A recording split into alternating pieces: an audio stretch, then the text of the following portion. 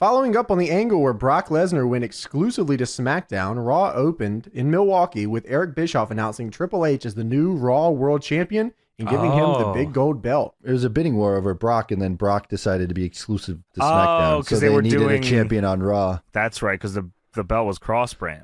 Bill Goldberg, at less than 100%, had his first pro wrestling matches in 19 months as the big attraction for All Japan's 2 straight nights of anniversary shows at Budokan Hall. Oh, let's go. The return of Goldberg in a very competitive week for wrestling in Tokyo failed to sell out the Budokan either night. If I was there. An estimated 13,000 the first night and 12,000 the second night, which meant both the crowd and the company were happy. Me, I'm not.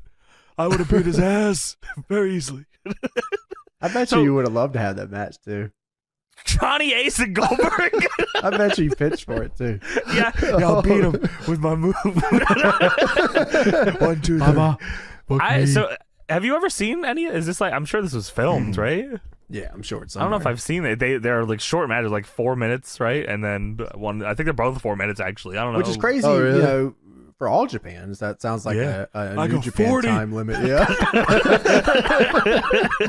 It's interesting. He would go to All Japan and not New Japan, I guess. He probably was getting paid. That's probably why. I'm sure.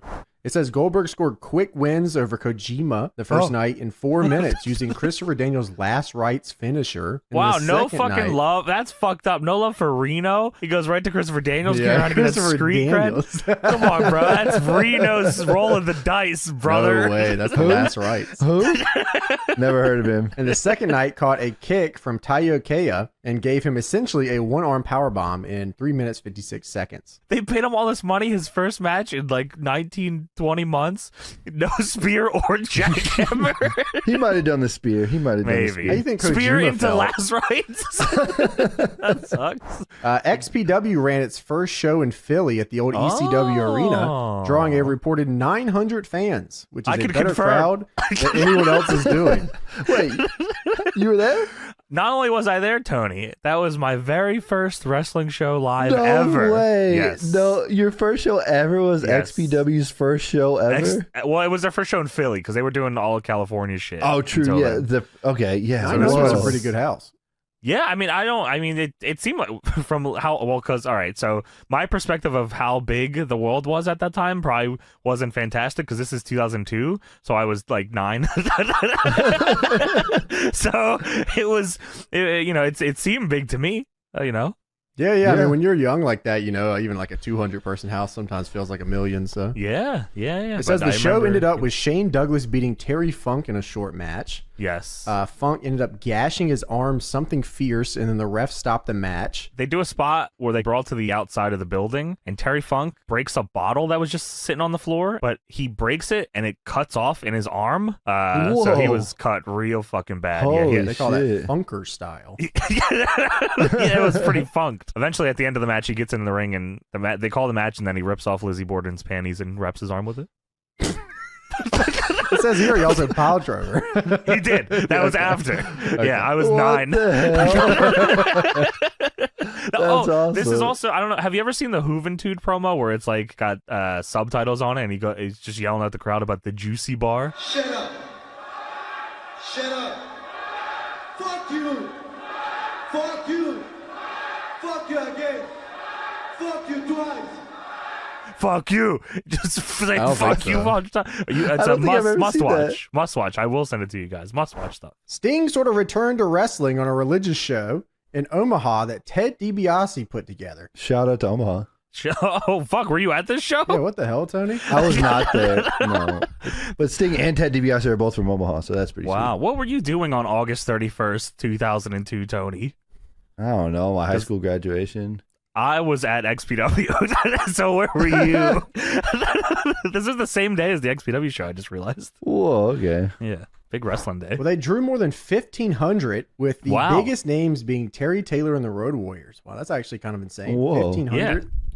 That's, I mean, I guess so, like, God draws, brother. it's not too long after WCW's dead, so I guess people are just clamoring for any names on indie shows. Plus, Omaha, there ain't shit going on for wrestling out there, so. Yeah. Who's gonna see DiBiase that? played heel as the $1 Million Man.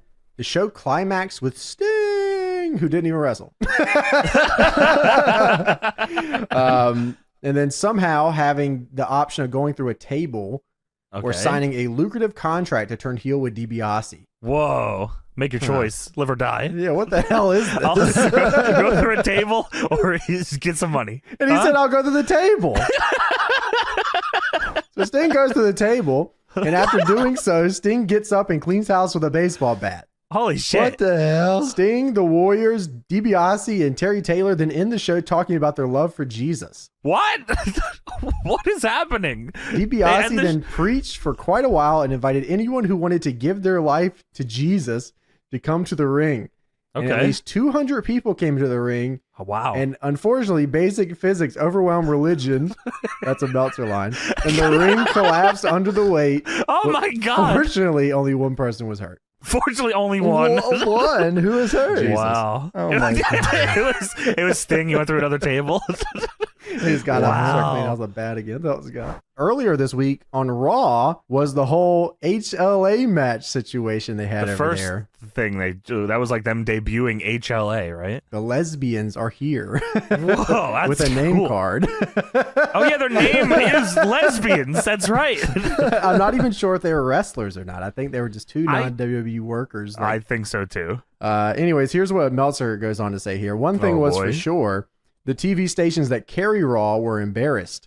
TNN TNN was embarrassed of Wasn't this. that the network for men? Or, Yes, no, the Spike. TNN. It eventually goes to the men's network. Yes. Spokesman Rosemary O'Brien. That's a crazy name. Rosemary O'Brien sent out a response to people who flooded the station with complaints stating, TNN takes serious issue with the content of Monday night's WWE Raw episode and has expressed his deep concern to the WWE.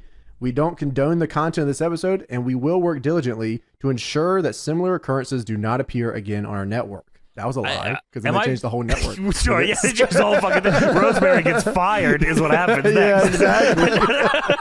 The HLA thing was just like they kissed in the ring and probably like did cat fight, right? Like they weren't like scissoring, it was like the right? bra and Like, scissors. no big... Now you got me saying scissors.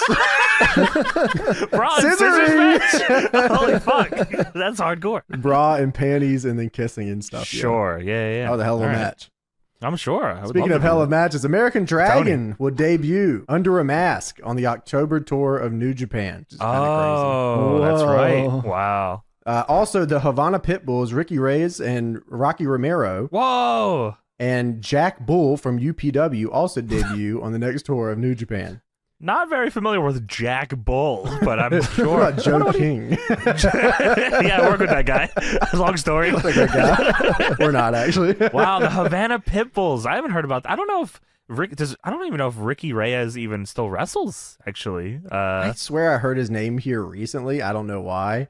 Yeah. But he might still do some stuff with Santino Bros out on the West Coast. Maybe, because it was like Homicide, Ricky Reyes, Rocky Romero. That was like big ROH group for a minute.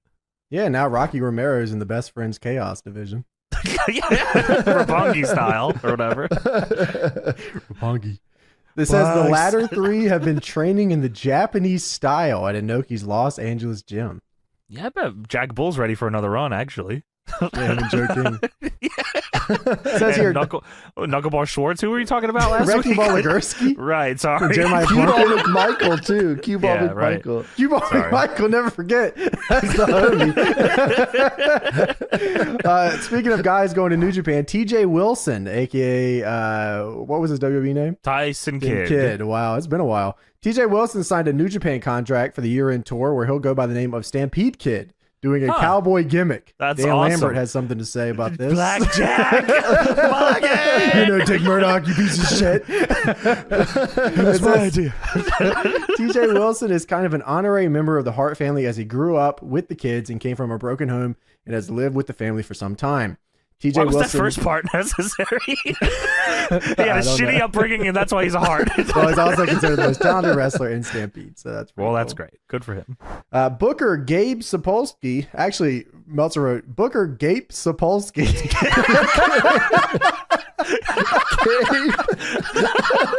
Whoa.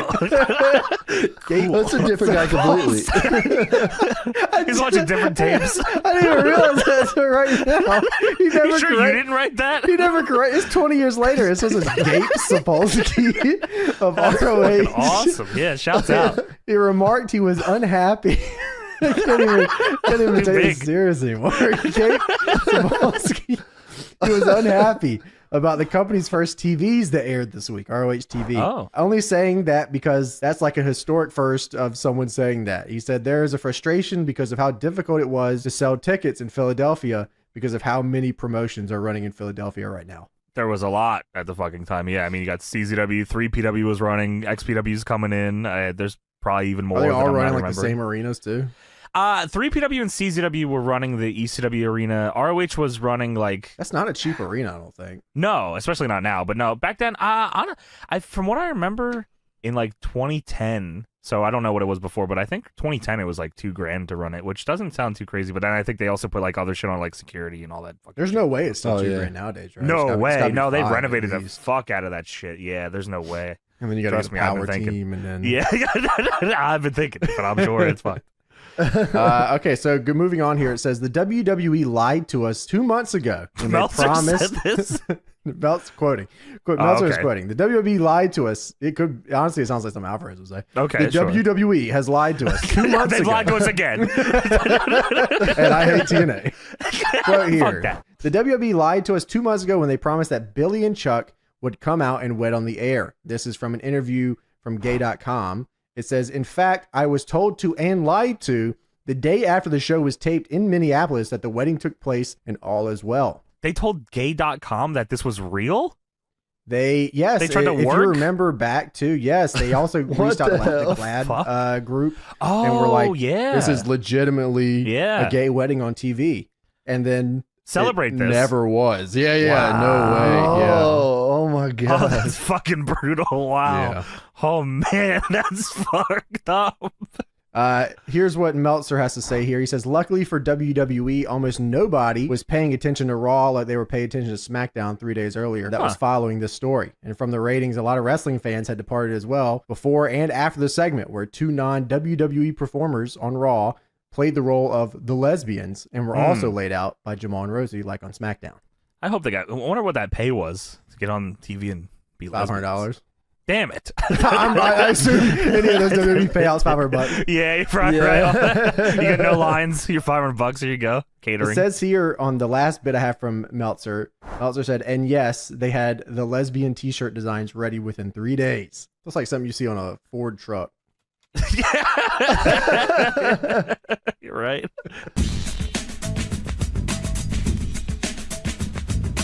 So F4W number 654, Alvarez writes that it's official that the Royal Rumble will air in HD with a $49.95 price tag. Oh, which I'm assuming is higher than, what was it, $39 before? $39.95 was the analog pay. Oh. I remember people going crazy over that. I don't want to pay $10 more for that shit. That's crazy. I mean, you could buy both versions, I think, couldn't you? Yeah, I mean, especially... I swear you could get the HD and the SD version. Oh, I think there was a combo for some reason. Yeah, why the fuck was there? You could get one. You could get the SD version for like $10 less, I think. I swear you could order it. I mean, think about it nowadays. I mean, like, how prices are all over the place. Like, I mean, what kind of asshole would charge $15 for a show? Fucking piece of shit. I mean, that's more expensive than AEW. It is, and I'm poor, and please. Alvarez writes... -5 stars. -5 stars! Alvarez writes here, it'll be interesting to see how many people pony up the extra $10 for the higher quality. Yeah, there it is. Alvarez then writes, I had a friend who was going to go to the Royal Rumble. He's not going anymore. He said he tried to get tickets in the afternoon and they were already sold out. Every single ticket was gone within 5 hours for the Royal Rumble. Holy shit, wow. So regardless of us thinking that this era of WWE was poop juice, well, they were still yet. selling tickets. It was surely going down after you remember that. You remember when Andy Menard in The Office said that he wishes that he knew when the good times were here, so before he left them? I wish there was a way to know you're in the good old days before you've actually left them. That's like the opposite of this. I wish I would have known this was the shitty era, so I didn't watch. I didn't know. Like back then, this was cool. I was gonna say I don't remember when I was in it thinking this was the worst shit ever, but now looking back on it, I think that was the shittiest fucking time. You know, now that I think about it, there's like TNA going on, so maybe it's just more interesting. Yeah, I don't know how TNA wasn't blowing them out the water at this point. The guys they had in 2008 compared to what was going on Raw most of the time. But maybe of course, Alvarez has things to say about TNA. Well, maybe Tony, to your point about TNA, I mean, I was probably super duper into the indies at that point. So maybe Raw wasn't like an afterthought to me. That's why I was like, oh, this shit's awesome. Everything's fucking sweet. Because I was watching Raw and probably SmackDown too, but like it wasn't all I had. This is also a very small testing pool. We're just taking one show from 2008. But if there was ever SVR08 sucks, man. Yeah, damn, it sucks. If there's ever anything to say about this era, I don't hear too many great things about it. So, F4W number 655, which is the week of the show that we're doing here. Okay. The very first thing here in this newsletter from Brian Alvarez: TNA makes me sad. I really don't want. I really don't want to hate this place, but I often do, and I blame it all on Impact. He said there was a pay-per-view Sunday, Final Resolution. In the end, it wasn't a bad show. In fact, we got 2 matches approaching 4 stars, which is more than you can say for any of the WWE pay-per-views lately. All right. But there were, as always, and you put in parentheses, I write this every single month, which is what happens when you're writing about something that never changes. The usual TNA problems trademark. Oh, no. So I'm not too sure what was going on in TNA at this point, but I'm sure it was. Final Resolution. Let's see what the card was for that. LAX against Rock and Rave Infection. Kaz versus Black Rain. Sure, that was awesome. Gail Kim and Kong. No DQ. That sounds was sweet. probably really good. That sounds sweet. That's Judas Macias really and Abyss. I imagine that's maybe what he was. Maybe he was. I'm sure there's a lot of Booker and Charmel against Robert Roode and Miss Brooks. It could be. That could be either way. That could be either way. Sure. Team 3D and Johnny Devine against the Machine Guns and Jay Lethal in an Ultimate X match. Okay. Was this Team 3D trying to kill the X Division? Yes, that's right. Okay. AJ and Tomko beat Joe and Kevin Nash, and Kurt Angle beats Christian Cage to retain the TNA heavyweight title. He said 2 of those matches were approaching 4 stars. He's probably talking about the Black Rain match and Booker T. and Judas Macias. Of course, this is around the time that TNA ran Wrestle Kingdom with New Japan too. New Japan was trying to get the January 4 shows under their belt. Surprisingly enough, around this time here, they're still trying to get these shows over.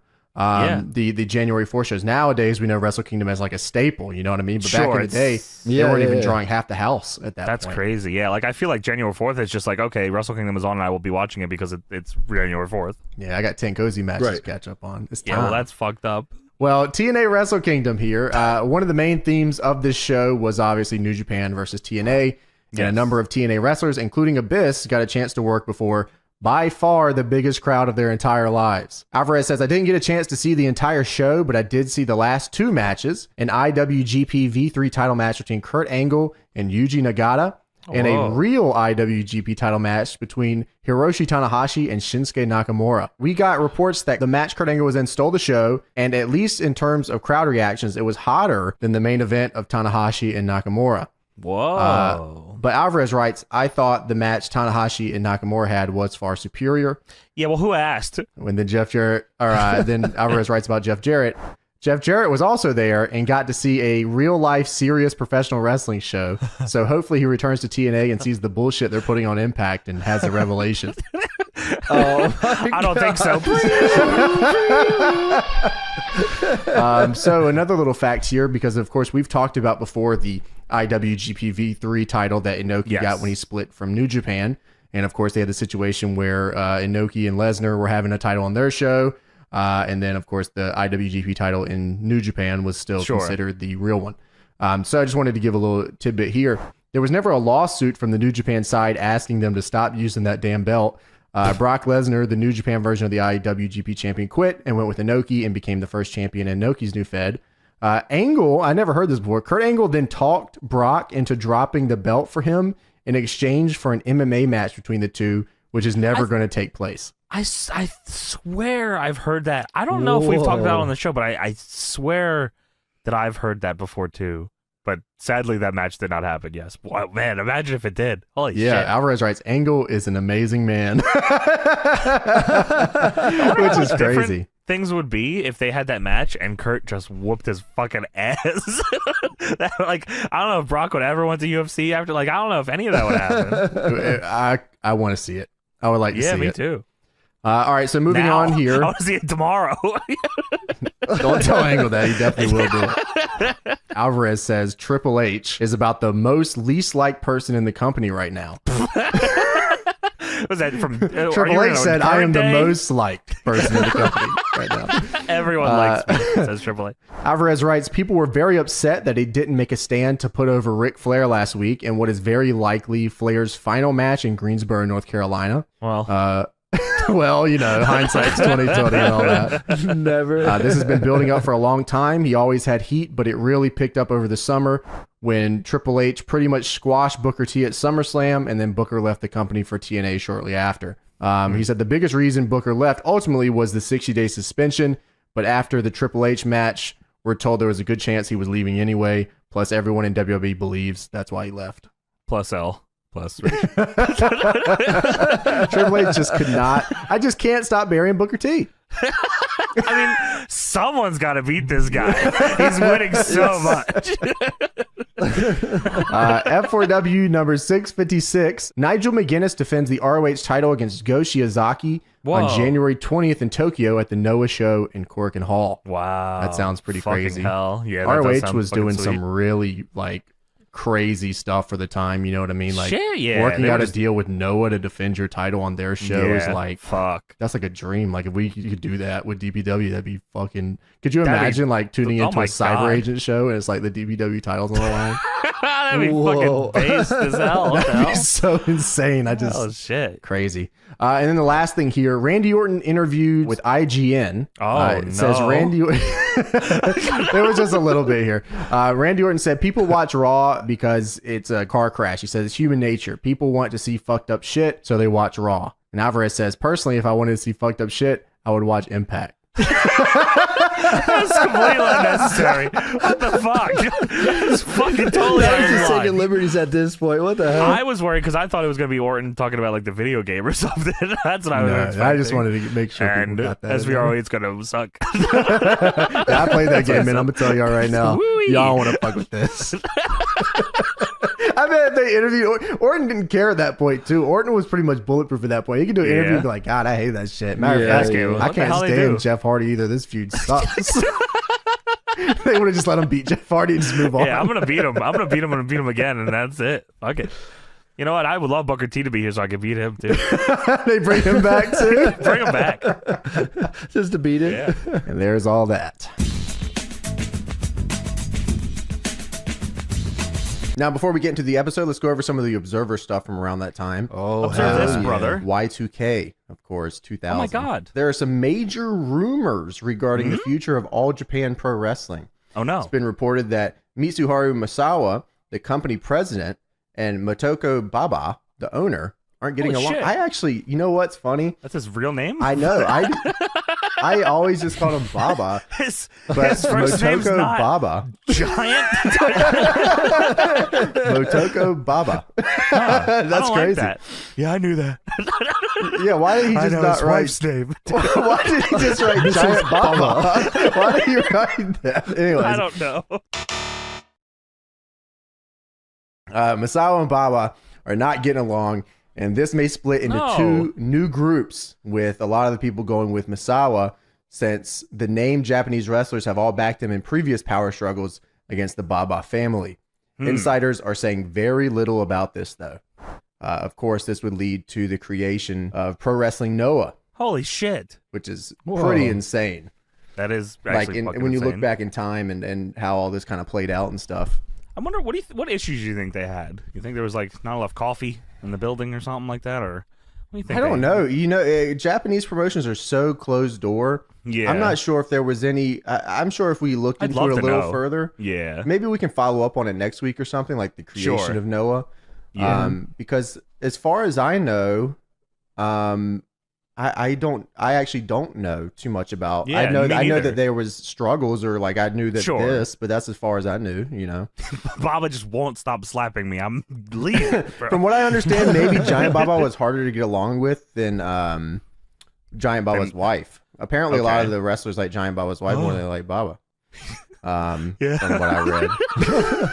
This is Baba. And I know one guy that would definitely have gone. Who's that? I can't even do it. Keep laughing. On the February 13th Gaia show at Korakuen Hall, the main event saw Aja Kong keep the AAAW title, beating Kaoru in a match where Kong juiced her right arm with a 15-centimeter cut, and Kaoru had her front teeth knocked out. Whoa. What Is that on tape? Yeah, I feel like we should look that up. Yeah, let's watch that. Let me write that down. What was that again? Run that by me. February 13th Gaia show at Korakuen Hall. All right, yeah. That sounds awesome. ECW on its MSG Network show promoted like crazy the releasing of the ECW video game on February 15th with an appearance of Rob Van Dam and Tommy Dreamer at Software Inc. in New York, which drew a reported 2,000 fans. That game is Hardcore Revolution. That came out February 17th, 2000. Yeah, that game. Those games suck. Sorry. The whole Acclaim engine sucked. So Johnny Yuma loves those games. He dies by those games. Wow, really? You can go to hell. WCW wanted Bret Hart on the Germany tour to do his interviews on the show as a heel. Bret Hart, who was the most popular wrestler in Germany for most of the 90s, thought the idea was nuts and went out there and immediately got a huge face response. So he decided to just cut a face promo instead. Wow. Bret going into business for himself. How do you feel about that, Tony? Yeah, son of a bitch, man. Sean would never do that. Sean would do exactly what Vince asks and stay to it, Yep. I think you might be right. Exactly. Sting has pulled himself off a run of house shows. Meltzer writes, "Please don't ask me why he's allowed to do these things like that and still get paid what he gets paid." Creative control in the contract, right? Sting responds, "Fuck you, Dave." Kyoko Inoue became the first woman to win a men's championship in Japanese wrestling on February 25th at Korakuen Hall, winning the WEW tag team titles with Koto Fuyuki for the FMW promotion, beating H and Mr. Ganosuke. Wow, no shit. H? Oh, man. That's pretty awesome. Sweet. Shouts out. That match is probably crazy, too. We should maybe check that one out. Yeah, I was going to say, I'm going to write that one. What date was that again? February 25th, 2000 at Korakuen Hall. Big Japan announced that it was working with the New Jersey-based Combat Zone Wrestling, and John Danzig would be coming in March. Hold on a second. I don't think that's right. Big Japan would be selling CZW videos. Huh, yeah, so they did a lot together, and then John Zandig. No, it says yeah, well, I'm pretty sure Meltzer always wrote Danzig on every one of them. He never... That CZW Big Japan fucking thing, actually, I imagine did pretty fucking well for CZW, and then I'm pretty sure Zandig fucked that all up, but like, Zandig got figures out of that. They were on like soda cans in Japan. Oh, I have seen those figures. Sweet. Yeah, so like, I have them, of course I fucking do. You have John Danzig? he had two that's single his ones, Japan name. And then he had two packs with Kasai. So like, yeah, they were like, that's pretty sweet, actually. The Char Pro Jones. I wonder how they worked that out. I have no fucking idea. They were they started, 99? CZW? CZW, yeah. So within their first year, they got a Big Japan deal? That's like, I don't know. That's kind of crazy looking back. I think it might have been from maybe Madman Pondo was the one that got that, because I think he was like, kind of one of the big quote unquote backyard names. So he was like doing deathmatch stuff. I think he was starting to do stuff with CZW, and then maybe he patched that together. Who are we going to get to patch that together? I'm going to have to reach out to Madman Pondo. To put something together here. Big Japan is also promoting an international extreme deathmatch tournament in April. Whoa. That's awesome. Deathmatch tournament sounds awesome. Yeah. Especially like around like Halloween. That'd be crazy. Yeah, they sound fucking great. Bagwell from WCW is claiming on his website. What? Just Bagwell? That's all he wrote here. Bagwell is claiming on his website that he's demanding to be paid what he's worth by WCW, or that on March 1st, he is going to ask for his release. Holy shit. Wow. Meltzer writes, "I'm not sure what the going rate these days is for a 1.97 quarter hour, but it sounds to me like he's asking for a pay cut. Holy fucking shit. Jesus Christ. This is the Observer. This is not Fuck you, the Bagwell. F4W newsletter. Yeah, this no. is Holy hell. Meltzer. Wow, he's Now going. listen to this shit. WrestleMania will be an expanded 12-hour pay-per-view package for $49.95. I remember this. With a 3-hour actual show for $34.95.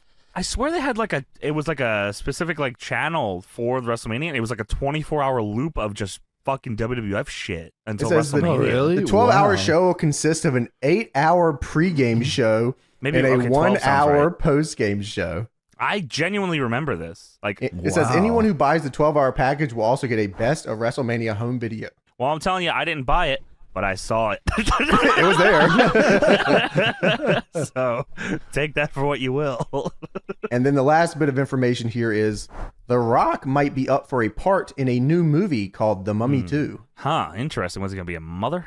That's awesome. I think he's going to be some sort of king. Jimmy King. That turned out to be a super big role for him. Yeah, like what if that hadn't come along? Like would he's like wonder like how that would have went? Yeah, it really opened up the door for him a lot, which is insane. Yeah. You know, that movie is like, if that movie released today, it would do nothing. You know what I mean? Yeah, but back in the time, Scorpion King was a fucking huge movie. From the Austin 316 book, 316 Facts About Stone Cold Steve Austin. The majority of that evening's Raw, which was moved in the new time slot because of competing with WCW Nitro, had been pre-recorded 1 week prior. However, the segments with Austin and Pillman that aired via satellite link were shot live to add realism and tension to that moment. I love how Vince at the top of the show, you mentioned they had to move times because of WCW. Vince at the top of the show said, brand new starting time, that's right. Get on the phone and call somebody. Please, somebody tell your friends. Tell your friends. And apparently, they said, despite USA pre-approving the segments in advance, the network nearly pulled Raw off the air due to the adult, violent nature of Austin's home invasion, which we'll talk about. I think there was a bunch of people calling about it because, apparently, about to fucking kill this guy. Apparently, parents and business sponsors like Milton Bradley were so pissed off that it wasn't family friendly. Karate Fighters, Milton Bradley. I haven't heard the name Milton Bradley. Me neither. I couldn't even believe what I was hearing. I was like, this is crazy. I was lost to time. Is Milton Bradley still around? Is that a still thing? Gotta be, right? They made the Easy Bake Oven. Did somebody buy him out? Monopoly, right? Didn't Milton Bradley do Monopoly? Well, Milton Bradley died in 1911, Tony, so I don't know what you're talking about. Rest in peace. All my ops. That's why they were talking over the show, because they had it live and then they pre-recorded. That makes a lot more sense that it's they so were doing all that Milton bullshit. Bradley made Stratega. That's fucking awesome. Battleship. Wow, yeah, a lot of games there. He wrote some books, too. He had Color in the Schoolroom and Color in the Hasbro Kindergarten. bought Milton Bradley. That makes sense. That sounds about right, yeah. Okay. Oh, they also made Trivial Pursuit. Fuck you, Milton Bradley. He was from Springfield, Massachusetts. Good for him. Whoa. Fucking Trivial Pursuit made me feel so damn stupid every time I played it. I still feel stupid playing that. I'm pretty sure there was a TNA version of Trivial Pursuit before, though. What? Or it was something that was very close to Trivial Pursuit. Like TNA Wrestling had like a DVD game. Oh, DVD video game? DVD. Yeah, I own that, by the way. I do have that. I should bring it. It is the TNA Wrestling DVD board game. You want me to bring it to your house? We'll do a video on it. Wow. Yeah, that's pretty sweet. I didn't even realize this. The first episode of Nitro wasn't aired on schedule. I didn't even realize that. Is that right? The first episode of Nitro was scheduled to air at a different time than Raw. Luckily for WCW, 1 week Raw failed to make the weekly television on time. Therefore, the Broadcasting Corporation of U.S. decided to replace Raw with the first ever edition of Nitro that week. Wow. Surprisingly, it turned out to be a huge success for the show. Since if they had broadcasted their first Nitro on a different timing, then they wouldn't have generated a large amount of the audience that they did on Raw's replacement night. This unscheduled debut of the show did wonders for the company, which eventually started the ratings war. There was something else here. Hogan didn't want to work someone other than Bubba. Okay. So you can go to hell. Nitro was expanded to 2 hours following the 96 NBA playoffs. Raw was not extended to 2 hours until February of 97. You think the 2 hour thing, I imagine that helped with the ratings a ton then, right? Yeah. Just having an unopposed hour. Yeah. Yeah, absolutely. Also, of course, Nitro was live, so they were getting their ass smacked. January '98, Nitro went to 3 hours, and that's when it died. True. 3 hour wrestling shows is too much, man. It's just too much. Really? Cross the line. Were you crossing the line at the time still, James? Yeah, I mean, I'm crossed. Tony, were you crossing the line? Now, what is crossing the line? Can you define that for me? I believe it was you had to stop watching WWE.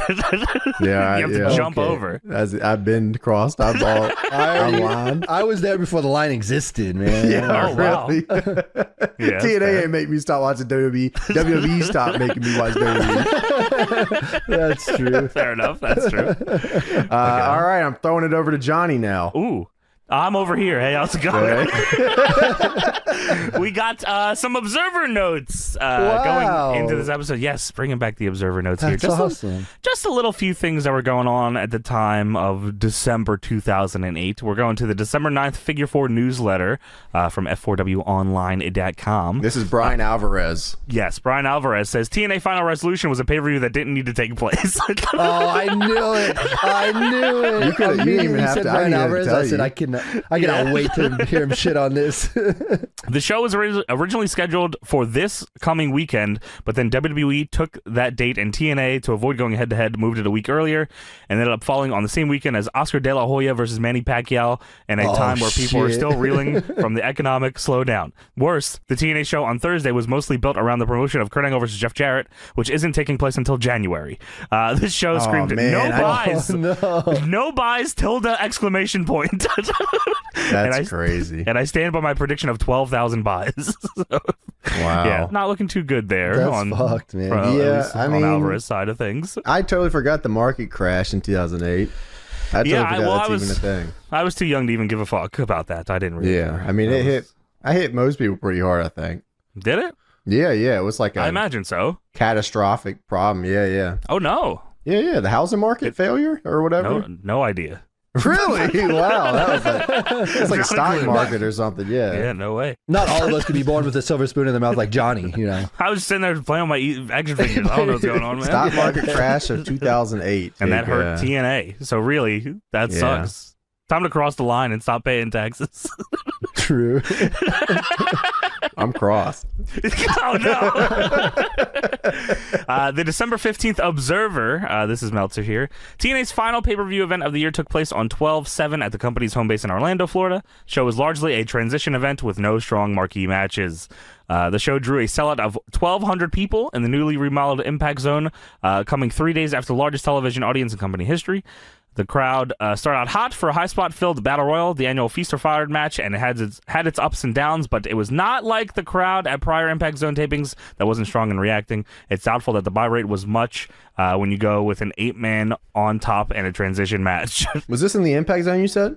Yes. Newly remodeled Impact Imagine Zone. pulling 1,200 people and your gate is 0. Yeah, you're right. That's Fuck. crazy. No, that's what it was, right? Was it? No. Were they, I think it was all free, tickets, right? They were not allowed legally to charge anyone to get into the Impact Zone. That's crazy. And yeah, it is actually. Wait, didn't I paid to go to see one of those shows? What do you, get fucked? Yeah, destroyed. 2011. Times changed after Hogan came in, Tony. Yeah, maybe something changed. Yeah, but definitely at the time it was seen as an attraction, dude. It was seen as an attraction in Universal, so like your Universal ticket paid for your entrance into the Impact Zone. Same thing with like the Nickelodeon soundstage and shit they used to have back in the day. Yeah, see, because when I went, you had to meet by the Blue Man Group, and you couldn't do anything. They had to escort you out there to the venue, and then you could get in. Don't let Tony in, dude. He's got to pay. I paid for like a 3-event thing. It was like you'd get the pre-impact, then the pay-per-view, then you get the post-impact taping. You know, like Tony, it might have been like you didn't pay to like entrance into the place. You paid for, it was like a workaround kind of thing where like maybe you paid for a seat VIP or something. Oh, because then you get to meet. There was like a meet and greet, and then there was like, okay, that's probably what it was. Okay, which is smart. That's what they should have done. That's fucked up. They couldn't get money out of that. That is tough. But I mean, they ran there enough that I imagine it's what James was saying is that they had some kind of, and maybe they might have ton off merch and shit like that too or something. Or they would just get money. Do they get, no, you remember I went to TNA or whatever. They didn't even have shirts. I was asking for shirts. Oh, that's right. Bring no merch. Yeah. Sorry about that. Did they get paid by Universal to be there or not? No, I don't know how it worked, Tony. I just know they got the stage. They had to have some revenue stream coming in from that, so I don't know. Yeah, for sure. No, dude. They didn't make money till I showed up, brother. That's probably true. In an update of the TNA video game, the latest estimate on the TNA video game is about 425,000 units sold, which is considerably higher than the first estimates, but as good as that may sound, I'm told it's still a disappointing number and well below what Midway, in financial peril, needed. The internal TNA talk was the numbers were not as good as needed to be, and they recognized Midway was banking a lot of hopes on this game becoming a company savior, and it wasn't. Those high sales numbers include a lot of very early discounted sales as lots of places cut the price down in a hurry, which indicated full price sales weren't going well. There were plans going in to make it an annual franchise, but Midway is $240 million in debt and may be forced to default, according to an SEC filing. So they are fucked. Yeah, they did. So they did. Yeah. They did announce the release of Impact 2 in 2009 to make it look like an asset to appease creditors and hold them off from shutting the company down. Sadly, Impact 2 was not enough to stop them from killing the company. They announced TNA 2. Yes. And then that lasted for a few years. I remember they, even after Midway defaulted. I do remember that too. And they ended up releasing like a little shitty mobile game. Oh, that game sucked. I hated that one. Yeah, dude, that was rough. The DS game was awesome, though. They had crazy stories in that. You get Curry Man wins the title and gets abducted by You get the different aliens. outfits. Yeah, that's true. It said they had 50 days to get $150 million to creditors, and it's not looking good since they only have $10 million in funds to work with. Fuck me, man. Yeah, and then I'm reading here in 2009, they went to the U.S. District Court in Chicago. They had a lawsuit because they misled shareholders while selling their own stocks. Holy fuck. That's beast. That's Paul Heyman style. Yeah, sheesh. That's why they were doing a wrestling game. Yeah, Carnies. you're right. We just let's carny this as much as we can. WWE dropped its case against Ed Leslie for using the Brutus Beefcake name. The Celebrity Championship Wrestling season is over, and WWE wasn't going to go to court on it, evidently because either they didn't feel like it was worth it or it wasn't winning a case. He has said he's not only free to use Brutus Beefcake, but he can also use Butcher, Zodiac, and Booty Man. Just thought you guys would like to know that he still is able to use all of those. That's so good that he's able to do that. Booty Man, I'm glad. I wish WWE had only kept the Booty Man. Yeah, really? Can't use that one. Sorry about that. Fuckface. That's probably like the biggest win of his life, and like WWE's just like, yeah. Guess we can't use the Booty Man or whatever. You know, I was talking to Deb's dad about Brutus Beefcake the other day, and he was like, why did he was a barber, but why did he have such big scissors? Which I didn't have a good answer for him. He just had shears. He was like Edward Scissorhands. No way. Why didn't he just be that? That's how I always took it. He was like a murderer or something. He wasn't like a... Holy fuck. I always took it as like he's killing people. Yeah. Holy fuck. Chopping heads off or something. Yeah, I guess okay. Because he always made that crazy face. And you're like, yeah. It's like, oh, he ain't cutting hair with that. He's cutting necks. Wow. You're right. Holy fuck. Okay, fair enough. The big talk coming back from Iraq was an incident between JBL and Joey Styles, of course. According to one eyewitness, JBL was bullying him, pouring drinks on him, and calling him all sorts of names. When he turned his back, Joey jumped him and caught JBL with a punch that gave him a cut under the eye that was bleeding like crazy, and JBL was furious. JBL was obviously drinking, and the whole thing was described as a slow build over several days with lots of verbal taunts. JBL also poured a bucket of ice on Lillian Garcia as she was sleeping on the airplane. I don't know why that was included in this. Styles is about 5'7" and JBL is about 6'6". I don't know if Styles still trains or not, but he did lift weights when he was younger and grew up wanting to be a wrestler. That's the most like figure 4 newsletter ass sentence I've ever heard. That's fucking awesome. And then there was an update about that on the December 16th Figure 4 newsletter. JBL was being as usual, bullying himself, and Styles was taking the brunt of it. It led to an incident where Styles could take no more, and they actually had a pull apart. Most everyone was concerned with getting JBL away from Styles, since the feeling was JBL was more of a danger to him. Pull apart. So Joey, who was not being held back, ended up punching JBL in the face. JBL ended with a black and bloody eye and was upset. I like to imagine like this never happened and like someone just like writes their own stories and sends it in. Yeah. Who's gonna fact check this? You're right. It just picks somebody like Joey Styles. And just so you know, he did used to lift weights like 15 years ago. He was a weightlifter and he was going to be a wrestler too. Joey Styles did go to gym class once, and yeah, that's insane, man. JBL did not and has not retaliated yet, but he was clearly embarrassed and spent Raw by himself in his locker room, dinking around on his BlackBerry, is how it's described. BlackBerry? Dinking around on it. Yeah, I'm dinking around all day on my phone. That's awesome. Joey Styles gave him the business. Punched him in his fucking face. That's sick. Probably. or not. Yeah, I guess so. Gene Snitsky, who had actually gone to the trouble and expense of having his teeth permanently yellowed for the character, was released last week. No surprise, but that has to suck. Damn, man. They just went HD this year. And like they just went HD. They did the whole Snitsky gimmick. His whole angle was he is an ugly freak. Look how ugly and gross he is in HD. They had him pour oil on his face and rub it in and permanently yellow his teeth. And then said, fuck off, man. Yeah, this idea sucks. Get rid of this guy. Bitch. Like it was his fault. That's crazy, man. That's wrestling for you. Yeah. And lastly here, Angle just finished work on an indie film called Endgame, which sadly not the one that everyone probably knows. According to one article, Angle's character, a serial killer, poses as a detective in order to destroy evidence for a murder, and the tale becomes a cat and mouse police chase. Angle said he loved the role, and the character, and he had been looking for a project he could do that wouldn't interfere with his teenage schedule. He said he was working on another film with a director next year, a horror thriller, which I'm hoping was Wrestlers vs. Zombies. Oh my God, was that around that time?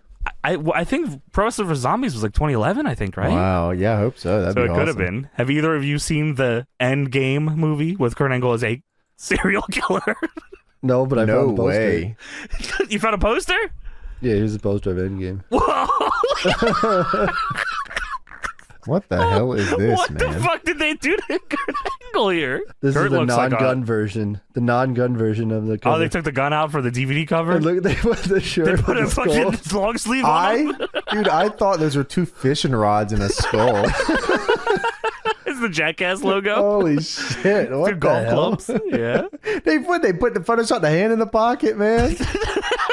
They cut his hand off. You're That's right. crazy looking, man. His thumb is gigantic. I don't know what's there. happening.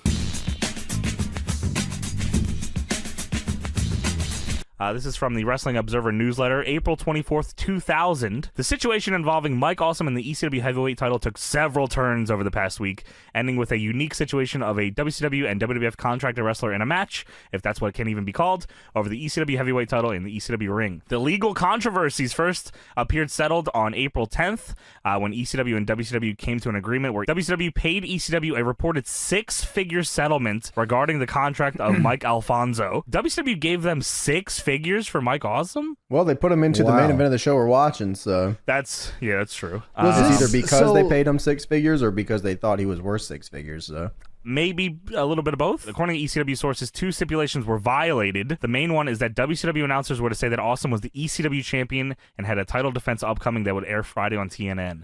The other was that Awesome would not do an interview on the show, which he did. The wording of what... Get fucked. all he got worked. Exactly who made that call is unclear, but a call was clearly made since several people after the fact emphasized words to the effect that there was no way WCW was going to plug ECW TV on their first ever New Era Nitro. This led to another round of legal problems, which occupied much of Bischoff's time on April 11th and resulted in Awesome's planned segment on Thunder being canceled and him being taken out of the building. Heyman was aware of, before the show started, a clip of Awesome attacking Kevin Nash on Nitro did air on Thunder. The May 1st, 2000 Wrestling Observer, Just Incredible, who Heyman had planned to be ECW champion dating back more than 18 months with the idea of not putting the title on him until he had a national television outlet and being the wrestler that Rob Van Dam would chase in the company's top program, wound up with the title after two more switches at ECW's CyberSlam on 4/22 in Philadelphia. So that was where Dreamer beat Tazz for the belt, And then Justin Credible came out and said, "You're a pussy, you should fight me." And Tommy Dreamer said, "Okay." And then he lost the belt.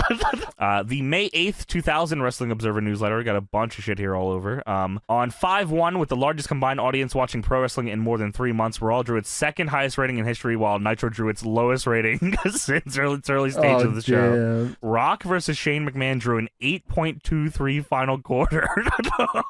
Nitro's Hogan versus Awesome main event drew a 2.56. Wow. That's crazy, man. That's fucking unbelievable, man. Yeah, really. How do you go wrong there? We were talking a little bit before the gimmick, like, if you're going to just do that on pay-per-view, if it sucks on pay-per-view. Everyone in the world's going to see it suck on TV. Yeah, really. If you know it's going to be bad. I mean, I feel like that's probably what they did most of the time. If they knew it was going to be awful, at least you could build to a little bit and then, oh, well, we still got $60 out of it.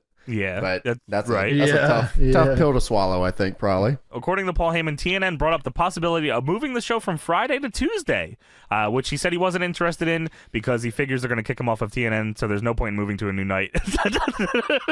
Fuck off.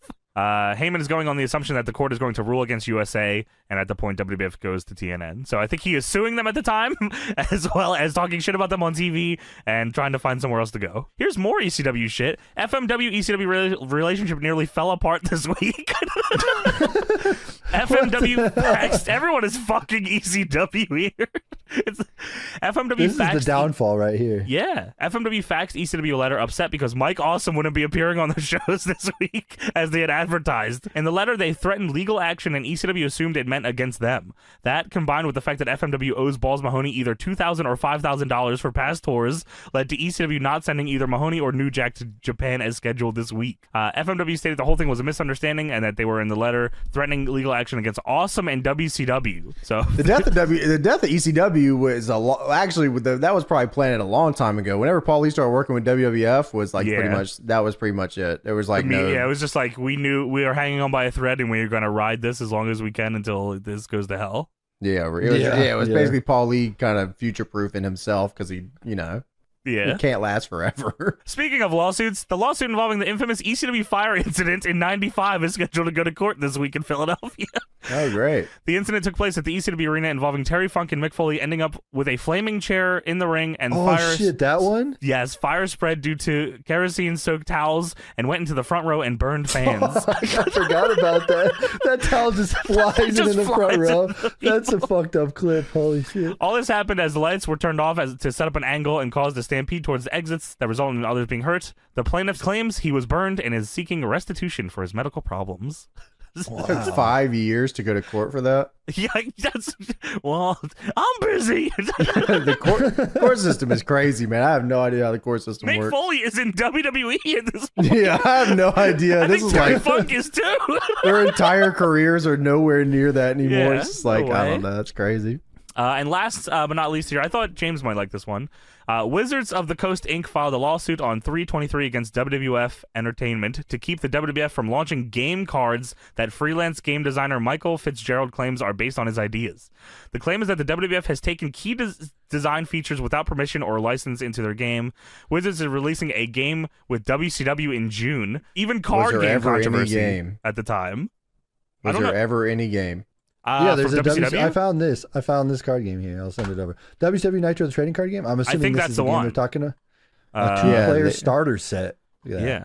The starter game hurls you and a friend into the ring for intense one-on-one action. Experience all the savage action you see on TV. Only you're the one throwing down bone-crunching, back-breaking moves on your friends. Dude, check this out. The Jeff Jarrett card. Once a round, you may strut and get 2 extra action points. Holy shit. Buff Bagwell card. Once a round, you may be the stuff and shuffle your hand into the deck. Holy shit. That's awesome. Those are crazy-ass cards.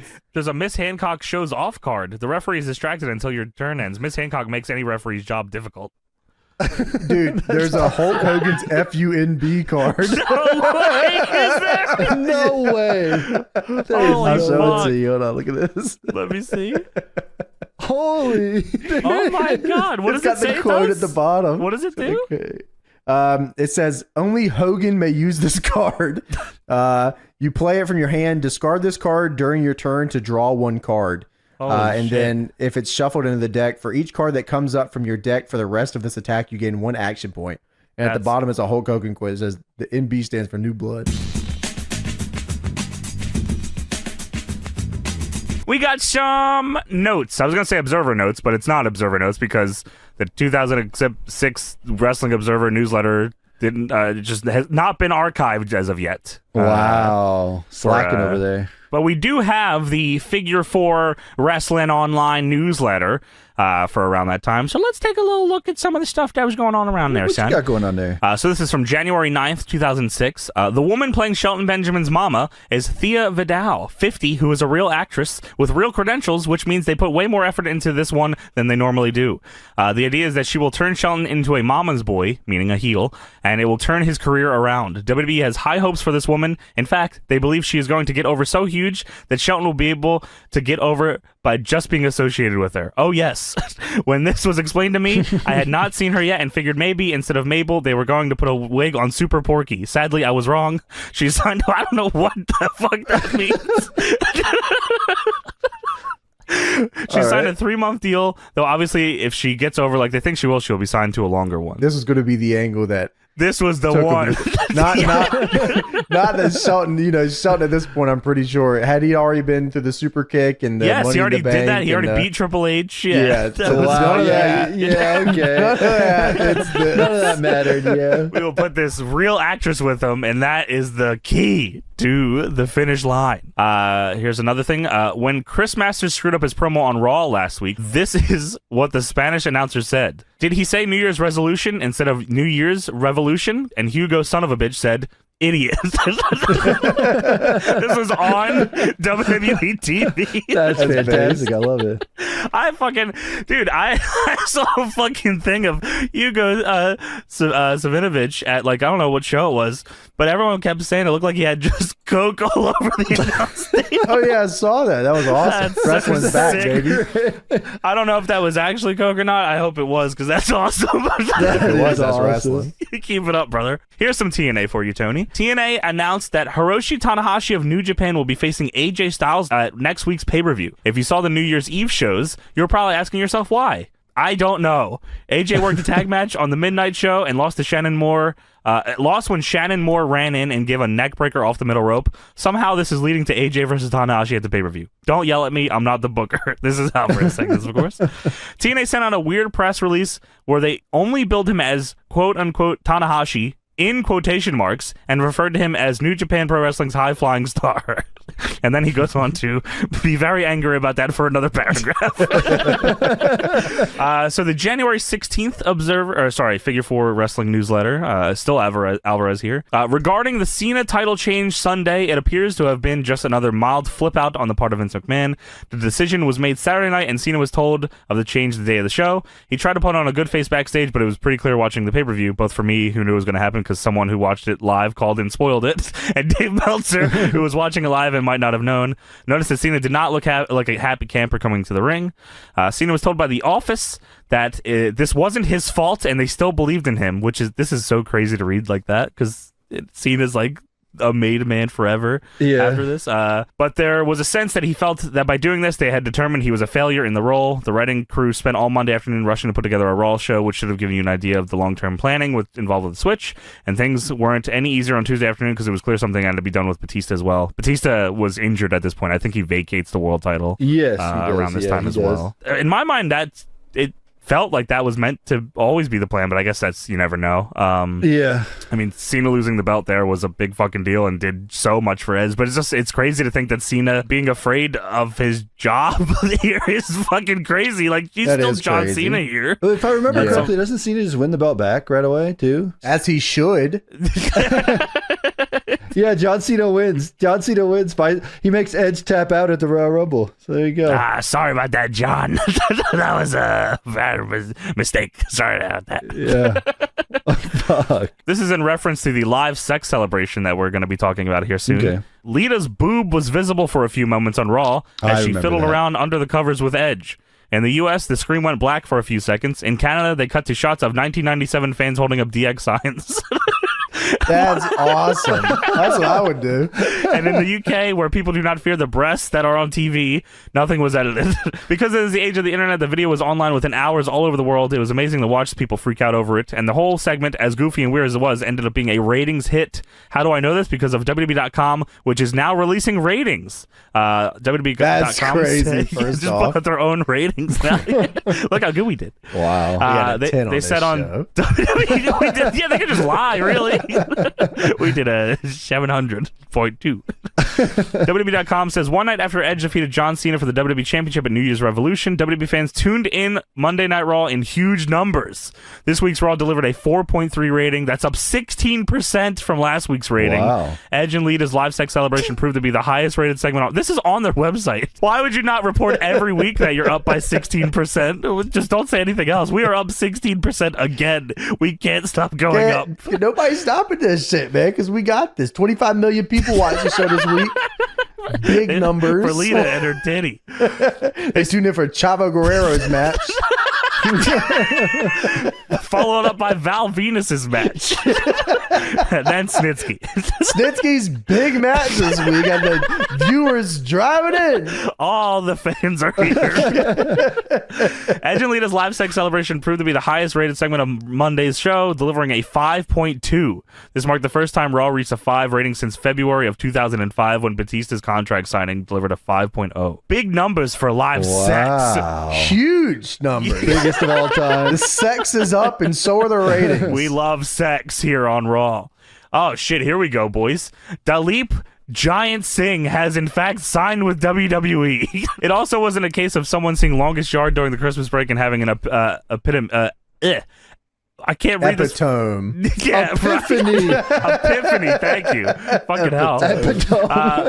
Because there has been interest in for him for a long time. He was named in the All Pro Wrestling / Brian Ong lawsuit as having given Ong the fatal spine buster in training, which he never woke up from. Holy fuck, that is depressing as hell.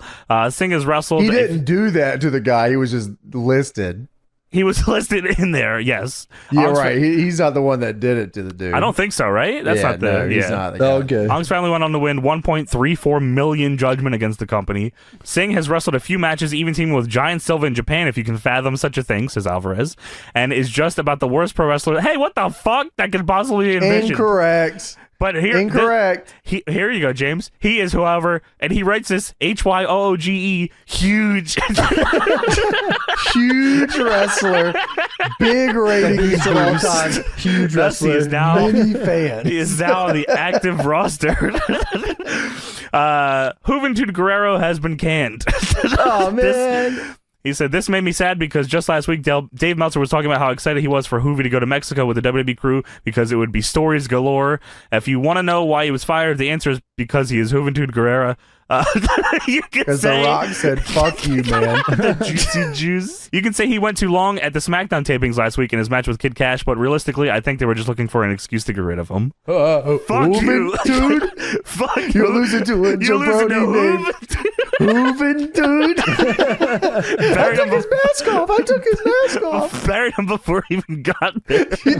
You're down in a sound rate of the jabroni. How they not have one Rock and Hoovy segment? Was Rock not around at this point, I guess? That's crazy. Fuck you, man. I don't know. He was Scorpion King, wasn't The he? Rock's not sticking around to work with some jabroni named Hooven dude. The way he said it was crazy, man. He said, you're now outside losing to someone that's a jabroni named Hooven dude. That's right up there with Al. Fuck. It might be worse. Yeah, that is worse. Yeah, He's that not even in the was company. crazy. Of course it's worse. He No. doesn't work there. And last but not least here, another TNA thing for you. There have been a rush of TNA callers into Bite This the past 2 weeks, so expect screen calls or planet calls from this point forward. It wouldn't be so bad if they... I just wanted to put this because this is funny. It wouldn't be so bad if they didn't have Todd Grisham as the host because he's an idiot. I think I remember these. He used to hang up on him and all this. Dude, What they is would people TNA, just right? call in and Yeah. ask him about TNA, and Todd Grisham would fucking just blast TNA him. sucks. Hi, I just want to say I love how you dodge TNA questions like you dodge the women. Women dodge me, I don't dodge women. And then he hangs up. He dodges me. TNA is better than WWE. Well, then why are you calling our show, retard? Call TNA show. if they have one, which I doubt. I think it airs Sunday night at 4 a.m. in Japan. TNA sucks, says someone. That's good. And also, so Batista was injured around this time, so I don't know if it's on SmackDown the same week of this. So I have this Batista tore a tricep at a house show. A house show? During a SmackDown house show, WWE had to move Angle from Raw back to SmackDown and booked him as a new champion in a 20-man battle royal. Him around this time he's doing a lot of fucking weird shit. Yeah, there was something else I want to talk about Kurt Angle real quick. He talked about the Elimination Chamber on the Kurt Angle show, and he said he got eliminated early in that chamber because he won a game of rock, paper, scissors. We all knew John Cena was going to win. Okay, so the five of us that were wrestling against John Cena in Elimination Chamber, we all got together and decided to do paper, rock, scissors and decide who would get eliminated first because nobody wanted to stay in the match because they weren't winning.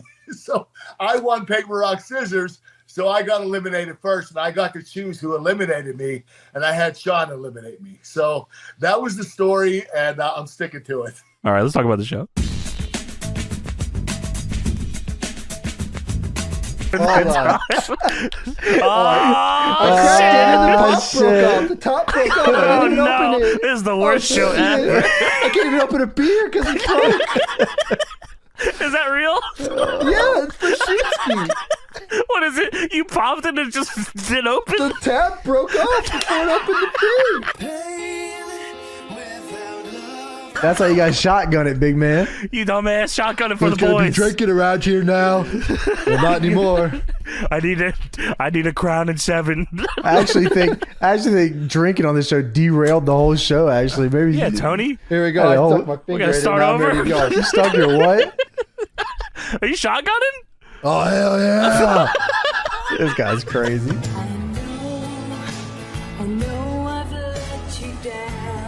Anyway, let's take a look at the Observer notes. Not too many going into the show as Tony chugs the fucking beer. I'm not chugging a beer. Okay. I opened it with my finger. We're good. Not too many here. Wasn't too many things that I felt like we should bring up on the show, at least. They're not fun. There's some fun fucking stuff for you. June 14th, Wrestling Observer. Tammy Lynn Sitch put up a sale in an auction that her implants she used while in the WWF, and they ended up getting sold for $11,999.99. How do you sell implants? That's a great question. I liked how just you asked take them it too. out. How do you do that? You cut them out and then you just take them out. What do you mean? You say that so certainly. No. Take them out. You just remove. You can't just remove them. I don't say anything without certainty, even if it's wrong.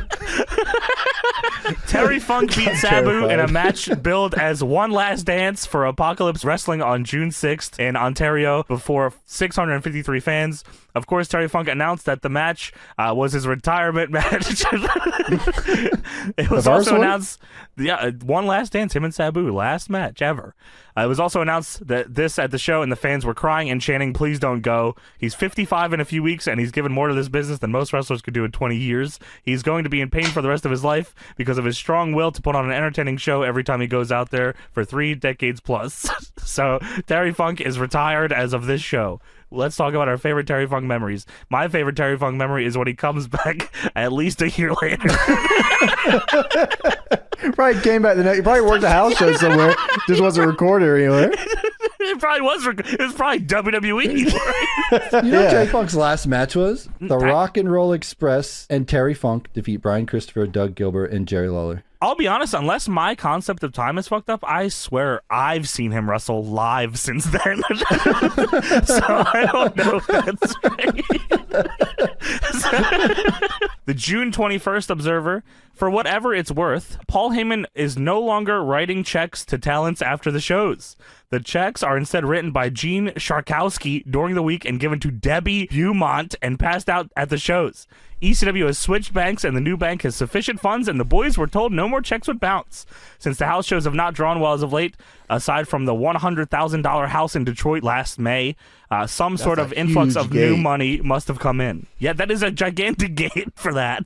Speaking of ECW, the Page 6 gossip column by Richard Johnson. Now, hold on, that can't be right. Wait a minute. Richard. Undercover? No way. No way. Dick Johnson wrote for the New York Post.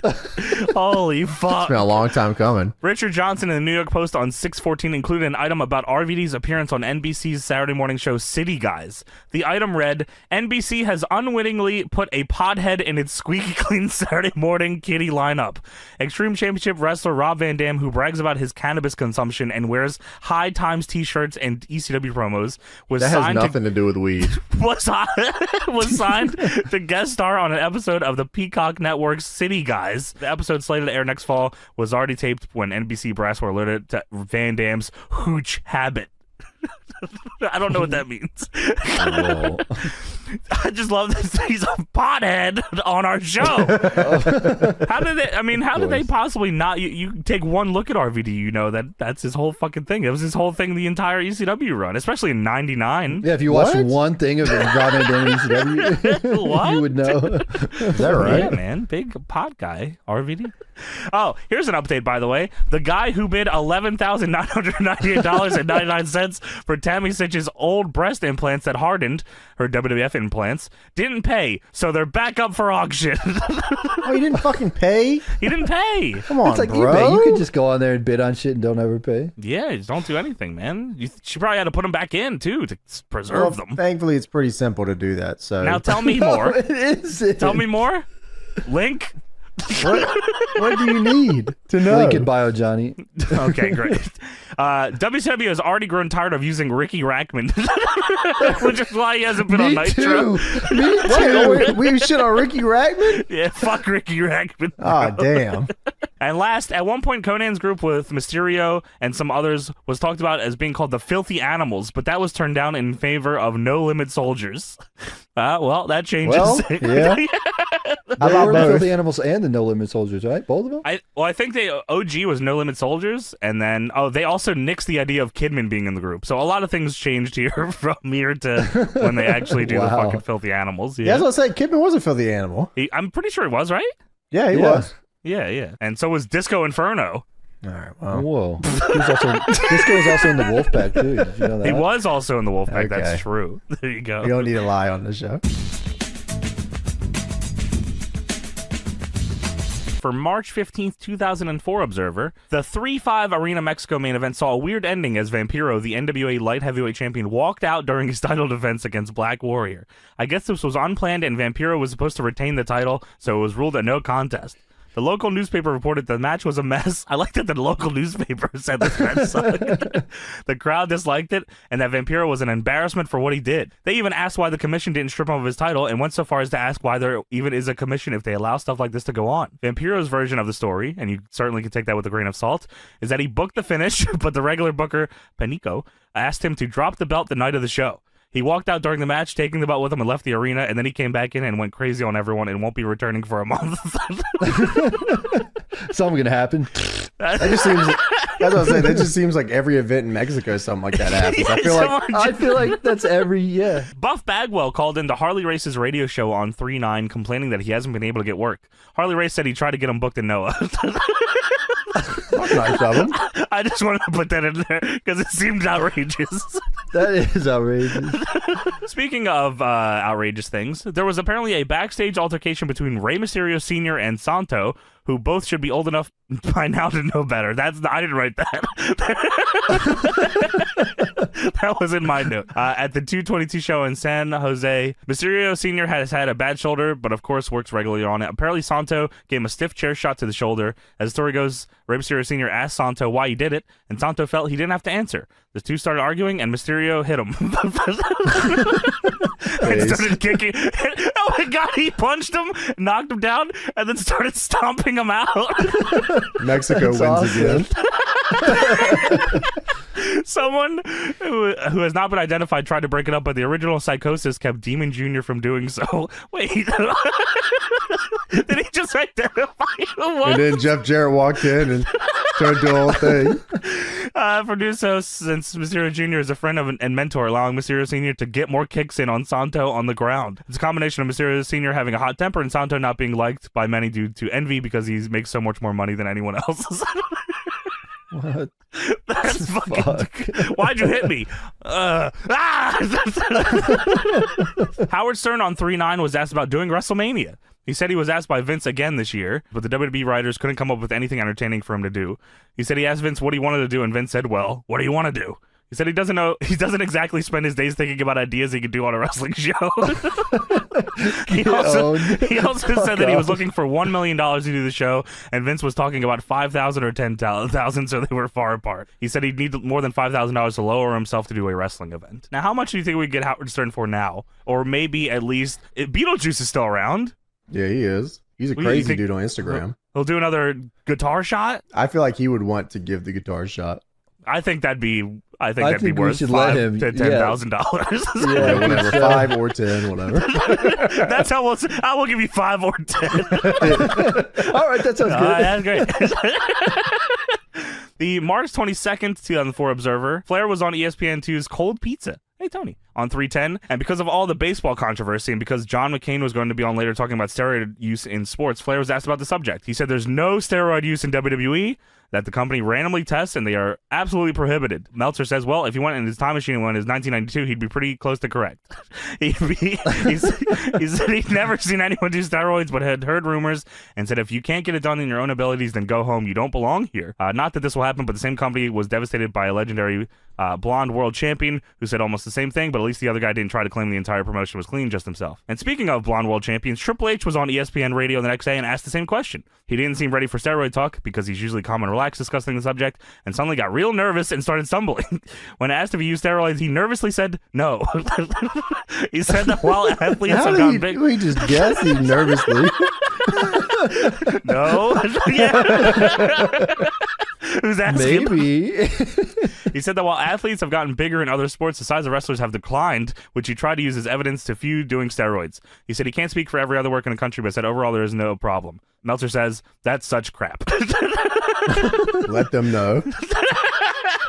Jim Ross, in an interview with the Wrestling Guys radio show, said he wouldn't be surprised to see Austin wrestle at least another match. He said nothing is on the drawing board, but if his health continues to improve, they may do a retirement match at the right time and under the right circumstances. JR was just 10 years too early. Yeah. The March 29th Observer. The story on ICP is that, this is about TNA, by the way. The story is at ICP is that they set up an after-show party on 3/17, but when they called to find out what their match was, they were told they weren't booked. They were told they could work on Explosion and do an interview or an angle for on the pay-per-view. They called back after being told that and said, since you're not interested in using us, we're not going to come. So they just did their party instead. That's awesome. They wound up with major heat among the wrestlers, all of whom at one point or another had worked Explosion, with the idea they didn't come because they thought they were too good for the show. But then ICP posted on their website saying they're on good terms with TNA and wish they could be there to hang out with Mike Tenay. What the hell?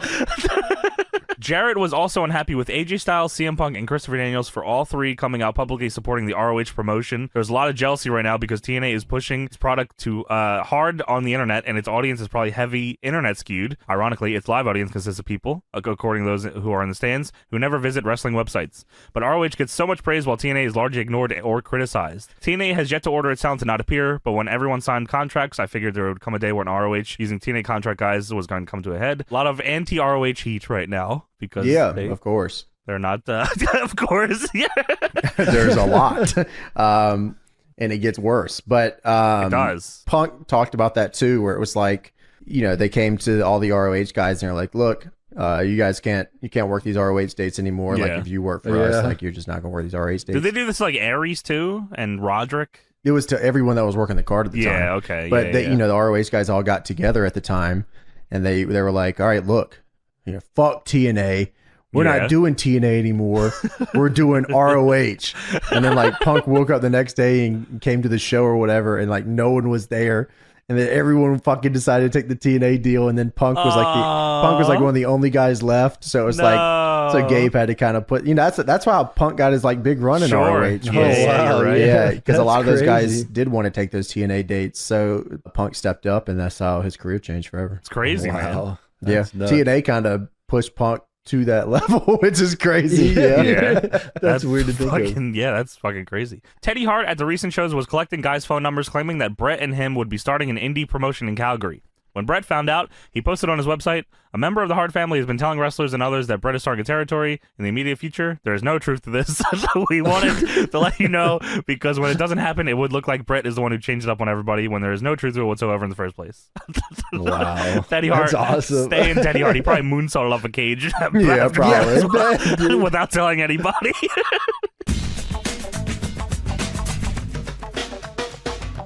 Smoking crack, everybody smoking crack. So from what I understand, Tony has observer notes. That's great. Well, Tony, I'm glad you did that this week. I did them too, but you know what? The fact that you did them, it really means a lot to me. So I'm going to step aside and let you do it. Note check. Yeah, at 9:14 Got p.m., you. Triple H's bad day began. No, that's not. Now, hold That's on. not observer notes. That's on the show. Well, that was I observed He it as well. observed it. Observe this, brother. All right, I guess I'll do it then. Okay. We have some observer notes. Now, I was going through these, and I was like, this is weird. I was like, these fucking kind of look familiar. Then I realized they look familiar because we reviewed the May 1st, 2000 episode of Nitro. Well, we have done a lot of retros. Pretty We're close. getting to the point where we're watching like back-to-back weeks at this point sometimes. Yeah. So some similar stuff. I tried to not take anything that was too close, but there's a couple fun things here that we can go over that was going on in the time of wrestling in April of 2000. Like the April 10th Observer. Oh, by the way, I couldn't find any Figure 4 stuff at all from this time. It like stopped at September 2000. So Brian Alvarez wasn't born yet. Okay, fair enough. Me neither. Vince Russo was on the WCW Live on 3/28. He said that on January 14th, Bill Bush told him that the company wanted to focus less on ratings and entertainment and more on wrestling. He didn't agree and refused to and he refused to work as part of a committee and told Bush he was hired for his style of writing. He said they presented the idea of Tank Abbott winning the title at the sold-out pay-per-view, where he would first win a battle royal and then beat Sid Vicious, when he found out 2 days before the show that Bret Hart was going to miss the show. So they were going to give Tank Abbott the belt and sold out. Which is funny because there's a lot of Tank Abbott title implications on that Nitro that we watch a couple weeks ago. You're right. Russo also claimed the WWF turned it around in the ratings when DX went to the WCW arena with a rocket launcher. Meltzer says, "Somehow I thought a better attribution was the popularity of the Austin character when the entire shows were built around, because nobody else was anywhere near as close to over. Bringing in Mike Tyson and at the same time McMahon's heel heat coming off of Survivor Series 97 may have slightly been more important reasons." He said WCW will now go after WWF and that the number 2 should throw rocks and stones at number 1. Tony, what do you think? Was the DX tank the one that changed it around for WCW? First off, it wasn't a fucking tank. It was a car. It was a Jeep with He had a rocket launcher. Rocket launcher. He had a rocket launcher. I don't know if you're there or not. I mean, for me as a kid watching, it was that, man. Who the fuck is Stone Cold? Never heard of him. You know, the car would make more sense. If they just drove a car into the building? if they just called it the car. Calling it a tank implies that you were going to kill somebody at WCW. We brought a tank to your front door to kill you. Yeah, I think that's way cooler. But obviously they had no plans on doing that. So no. One thing that Russo said that we all probably will agree on, he said that Scott Steiner's unscripted promo on Flair was the best interview of the year. Yeah, 100%. Steiner wins again. Here's something that really pissed me off. Vince McMahon came out publicly in favor of regulation of so-called extreme wrestling in New Jersey. Ruined my damn life.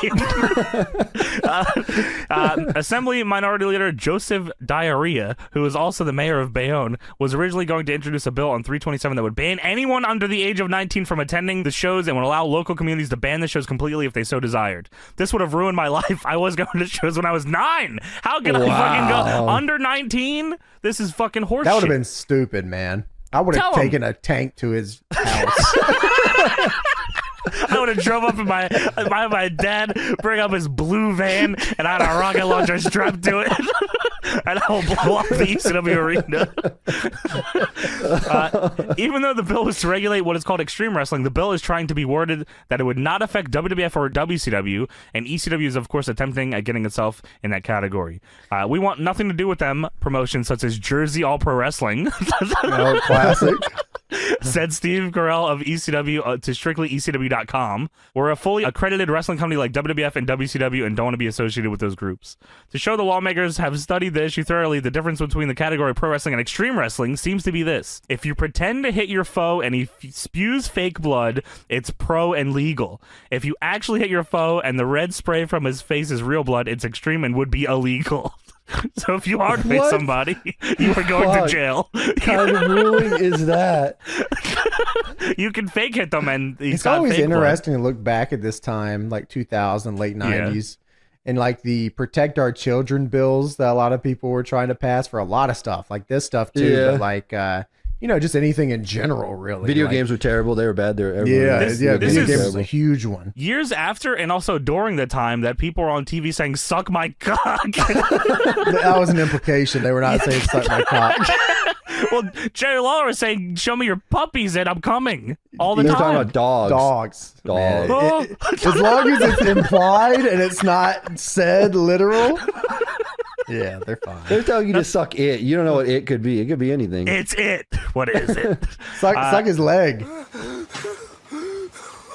Let's keep this between us. Suck his asshole. Asshole. You can say asshole. It's fine.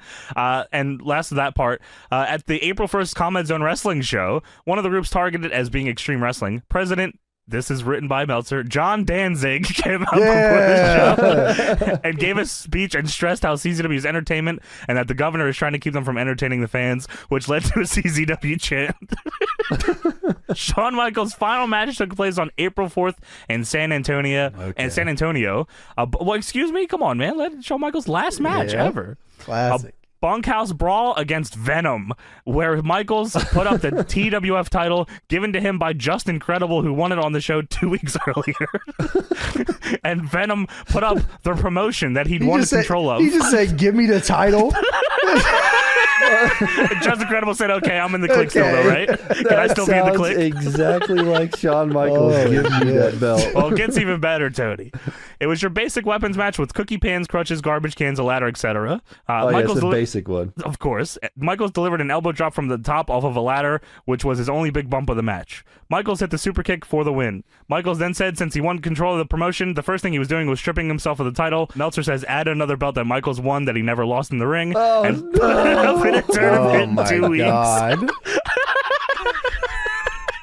One more for the good guy. Shawn Michaels wins again. Michaels put himself over in his own promotion in his last match and won the title.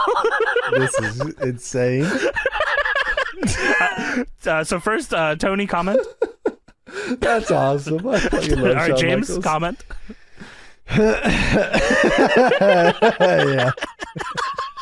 Yeah. Great.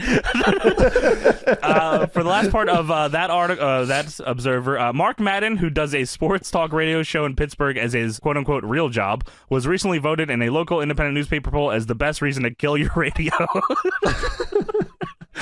Just want to put that in there.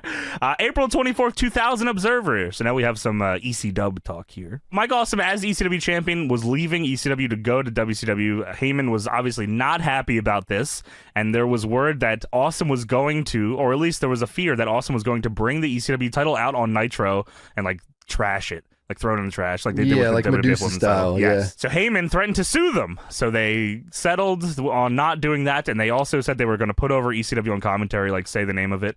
I think all they ended up doing was saying Mike Awesome was the ECW champion. Yeah, I don't even know if they said ECW on air, did they? I don't even remember. I think they did. Promotion. I think they did say it, but that was like the only thing. But it's like the way they like talked about it was they were supposed to like put it over, but they did not do that. Heyman came up with the idea to bring Tazz in as a surprise opponent to win the ECW title, apparently formulated while eating dinner at a Chinese restaurant with the ECW production staff. I don't know why that was included. Okay, pretty beast. A succulent Chinese I feel like meal. we should have Chinese meals in our production. Yeah, well, Tony doesn't want to cook the steak on his own thing. Neither cook the brats. I'll cook the brats. Whether the original deal included shooting an angle on SmackDown, which also resulted in a week where the ECW champ went to the ring and lost when challenging for 3 different WWE major and minor titles, is unknown. Heyman called Vince McMahon, who accepted the proposal as Heyman laid it out, which at the time was for Tazz to win the ECW title, then drop it on April 22nd in Philadelphia to Tommy Dreamer, although McMahon apparently was willing to have Tazz drop it to anybody, which is even funnier to fucking put there. With the original suggestion being to further McMahon's storylines, having Perry Saturn cost cost Tazz the match so he wouldn't have to lose cleanly over an ECW wrestler, and even could potentially use the footage to hype their own WWF angle. I don't know why the fuck Perry Saturn is the one that they were going to pick there, but whatever. Yeah, me neither. As of last reports, it wasn't clear whether or not Saturn would be still doing the run-in. Saturn was booked to appear on the WWF house show in Columbia, South Carolina that night, and WWF didn't appear to even consider it an issue as the idea of needing an excuse for Tazz to lose to Dreamer or whomever in the title match. This will almost surely never be acknowledged by WWF on television. There are no plans on this point to have Dreamer come back to WWF and to gain revenge on Helmsley. This is obviously jumping ahead to what we watched, but that's okay. There is a working relationship and an angle could conceivably happen, but it's very doubtful WWF would allow Dreamer to be positioned as Helmsley's equal in that situation. Yeah, you're damn right about that. If it is Dreamer who gets the title, it'll immediately be questioned within the business because it comes across as if Heyman is so concerned about losing talent that he's now putting his title on the one wrestler he trusts won't be leaving, because Dreamer simply can't be taken by anyone as serious world champion. So that was liberties taken. Yeah. The rating for the April 14th TNN show that showed the Awesome and Tazz match was a 1.12. The title match itself drew a 1.11. After all, the internet hype had to be a huge disappointment since the company's average over months of February and March was a 1.06. I guess I would have thought that would have did a bigger rating for them, but I don't know. The TNN show aired at a weird fucking time anyway, didn't it? Yeah, it was Friday night too, right?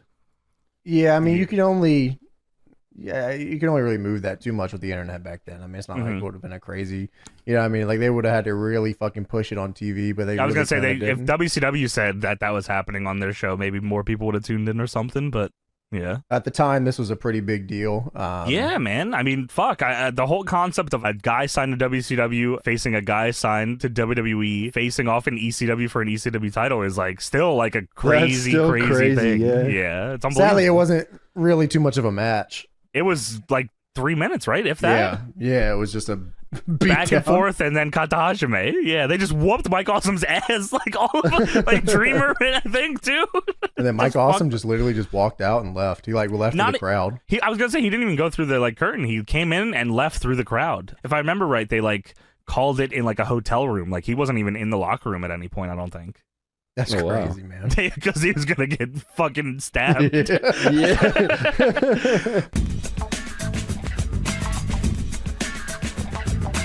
It's my life in a box. Well, before we get into Tony's box, let's talk about some Observer notes. Whoa. What do you observe this time? Oh, fuck. Let's observe some stuff from October 12th Wrestling Observer newsletter here. Not a lot going on around this time, actually, in wrestling. I went few weeks around just to pick some little fun things going on. Some not so fun things. Here's a fun thing from New Japan. The great Sasuke himself, I don't know why he put it like that, is doing an angle where he's now drinking and smoking a la Sandman or Scott Hall. But unlike in the US, where it's all tolerated, he was fired by the promotion. What promotion was this? New Japan. Was he doing an angle by himself? Didn't tell anybody? He's just doing it. He's just trying it out. No word on whether or not his New Japan dates in October are effective, but word is that his 10/9 New Japan date is canceled, but he's still being advertised for 10/18 New Japan show. Don't worry, we'll get you out here. We'll get you out to TPW. Sasuke's just doing his, just going to business for himself, smoking and drinking. That's incredible. That's awesome.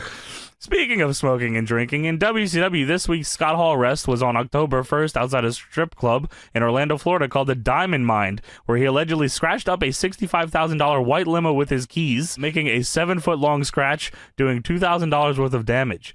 Allegedly, while 7 feet? 7-foot-long scratch. Holy! Allegedly, while Hall was doing this, the driver was still in the car. Nice pinstripe. Yeah. How do you let him get 7 feet and not get out of the car? How do you not get out of the car at 2 feet? Get the fuck out my car. Well, yeah, Scott Hall is drunk and gonna kick your ass. You ain't doing nothing. Well, they called the police. Hall was arrested on third-degree assault charges and taken to jail, where he was released on $500 bail. For some reason, I thought you said Sandman. Yeah. Sandman got arrested because Hall did it. He arrested Sandman just because. He probably did something. He was going to do something. Might as well. He did not question it. I deserve it. In WWF, Vader will be finishing up at the end of the month as both sides have agreed to a contract release which will allow him to work anywhere in the world except WCW. It appears that it was a mutual deal. The office got on him about dropping weight, and his push pretty much stalled because they wanted him under 350. Basically, when he missed the shows a few weekends back due to blood pressure problems and a potassium imbalance from crash dieting, even his supporters had given up, and he's been jobbed out ever since. He, at the same time, requested a lighter schedule, and it came to a mutual agreement. It was time for him to leave. I just wanted to put this in here to talk about how WWF did diggity dog shit with Vader. Yeah, they did. It's, yeah, you're right. It's very weird.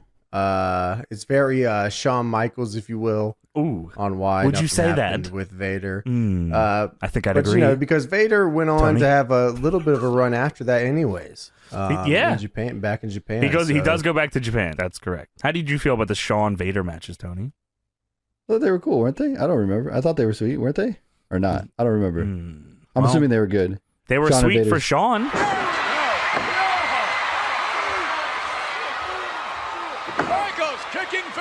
Yeah, Shawn had some things that he had to work out. Yeah, but Vader needed potassium, you know, so it all worked out, you know. In the end, the right man won, you know what I mean? Just eat your bananas, man. What's your problem? Shawn eats bananas on TV. It's awesome. Yeah, exactly. That's your problem. See, you know what I'm talking about, crazy look on that. In the end, the right man won. I mean, just eat your bananas. I'm sure that's what Shawn said backstage every time. Quit, yeah. And in the end, everything worked out, huh? It's hard to argue with Tony about this, really. He's just on the money. I mean, I don't have a case against Shawn and Vader. That doesn't get me heated, but, you know. That's fair. I'm pretty sure Shawn would tell you that Shawn fucked Vader. I'm pretty sure Vader would tell you Shawn fucked Vader. And I'm pretty sure Bret would tell you that it's Goldberg's fault. And all of them would probably be right.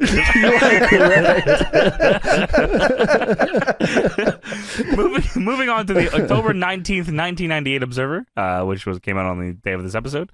In WCW news, most of the Mexican wrestlers missed the TV taping in Gainesville, Georgia on October 6th because their individual contracts discussions with J.J. Dillon, yes, that's really his role, took longer than expected, and I guess nobody from WCW thought to call Arn Anderson at the building to tell him that the guys would be so late, so he was blowing a fuse waiting for them to arrive. That sounds familiar.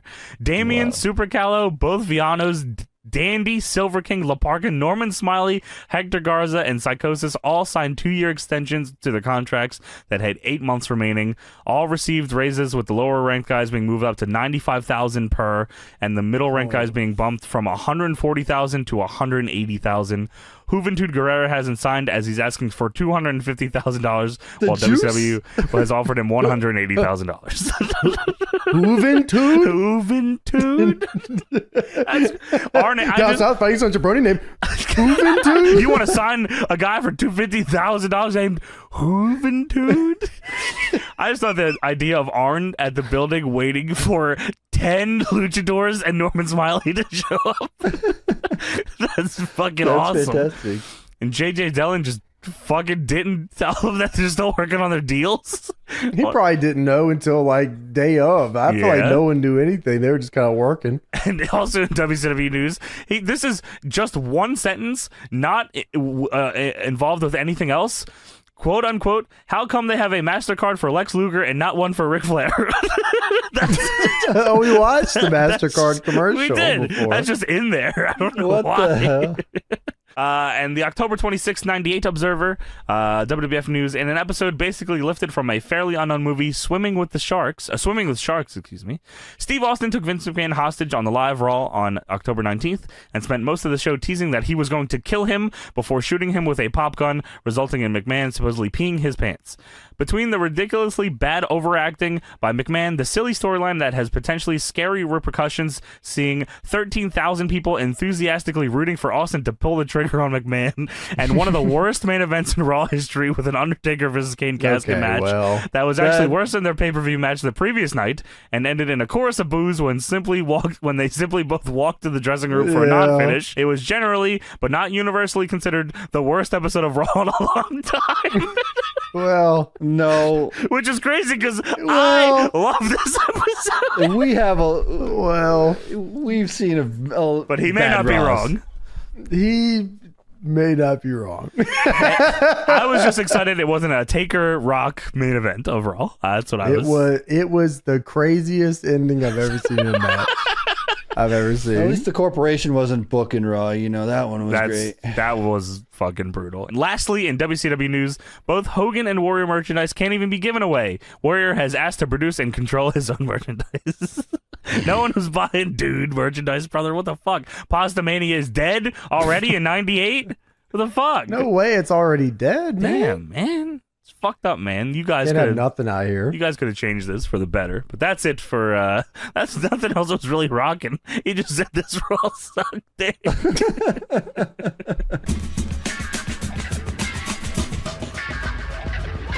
I didn't realize until I began watching the show that this Thunder is the same week as the last WCW review we did. So I had to kind of look through a couple bits here, but I was able to find some fun stuff going on at the time. From the May 8th, 2000 Wrestling Observer, Sabu is the new XPW champion, winning a one-night tournament on April 29th, beating John Cronus, Damian Steele, and Messiah in the finals. Chris Candido held the belt, but no-showed the previous night in Ventura.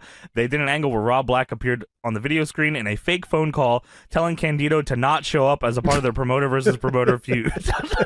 Supposedly, Sabu will defend the title on 5-5 FMW show against Mr. Ganosuke. Is that right? Yeah. Ganosuke? Yeah, Ganosuke, maybe that's right, yeah. Which makes a strange political deal because Paul Heyman is supposed to be sending Balls Mahoney and New Jack to the same show, and ECW and XPW at this point appear to be at odds. After being fired by to be at odds. Appear to be. After being fired by a fax by Heyman earlier in the week, Jeff Jones appeared on the XPW show and did the typical name-calling bit. Speaking of XPW, 2 stars of a new bondage video put out by XPW are John Cronus and Nicole Bass. And the next next show is on May 26th. That's like a fever dream. I can't even imagine anything like XP. Like, it's funny because XPW's running shows still. They come back, yeah. Yeah, they came back now.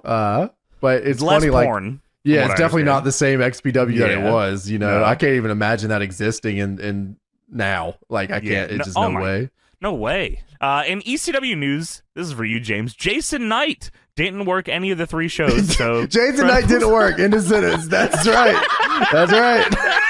You got it. So Credible's entourage consisted only of Francine. The third night in Poughkeepsie, 10 state troopers showed up looking for Jason Knight, and late that evening, he voluntarily turned himself in to the police on a bench warrant for a DUI many years back and jumping bail. He is charged with jumping bail and has a May 10th court date. He was released on $500 bail. The sexiest man alive, Jason. Free my man, the sexiest man. That's crazy. He didn't do nothing. He didn't do. There's also more Jason Knight to come, by the way. I will just get you excited here. Jason Knight came tonight.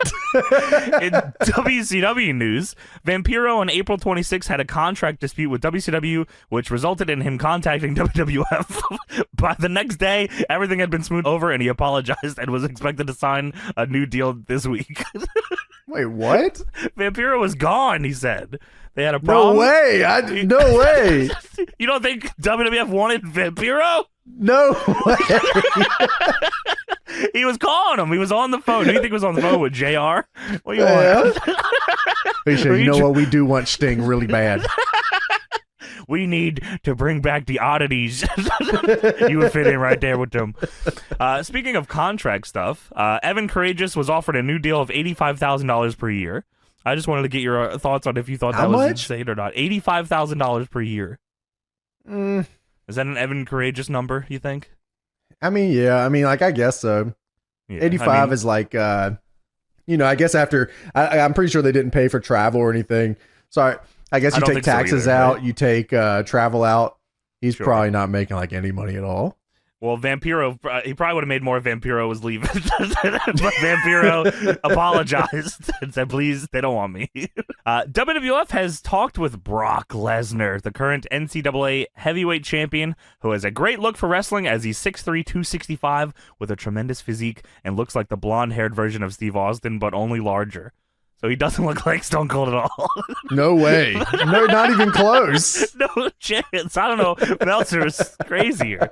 Both WWF and WCW have expressed interest in him as he met with Bischoff and Russo.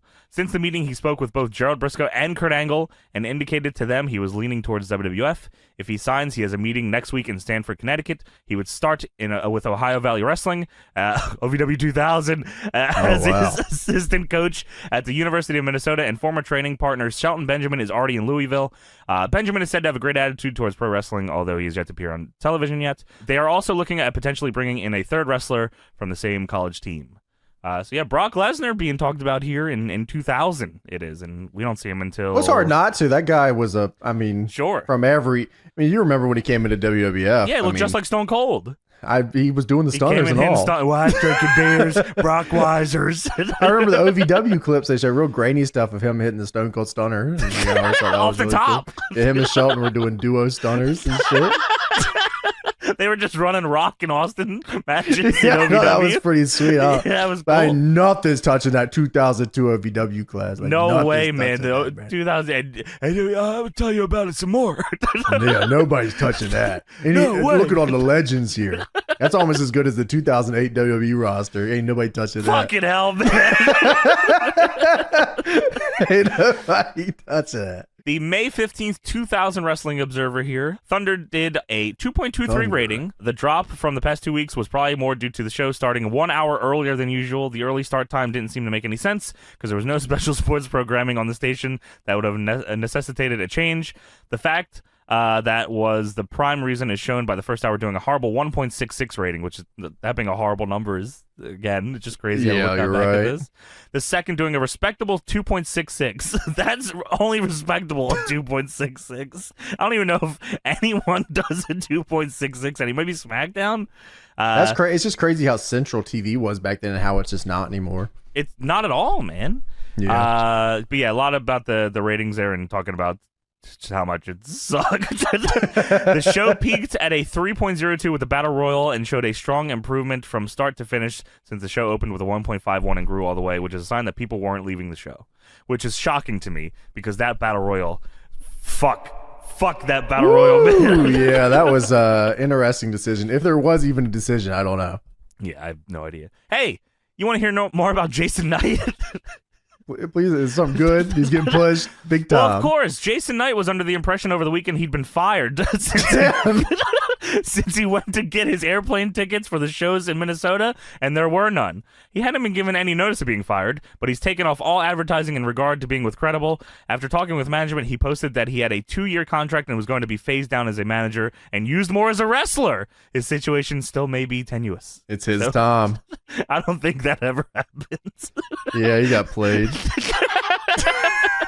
That's fucked up, bro. He's crazy. It's real clear Sting versus Vampiro, while a good marriage on paper, is failing because Sting doesn't respect Vampiro and won't allow scenarios to really put him over, as even when left for dead in the cemetery, he came back and destroyed him by the end of the show. That is about the Nitro we watched, of course. Oh, yeah. That was a hell of a segment in the graveyard.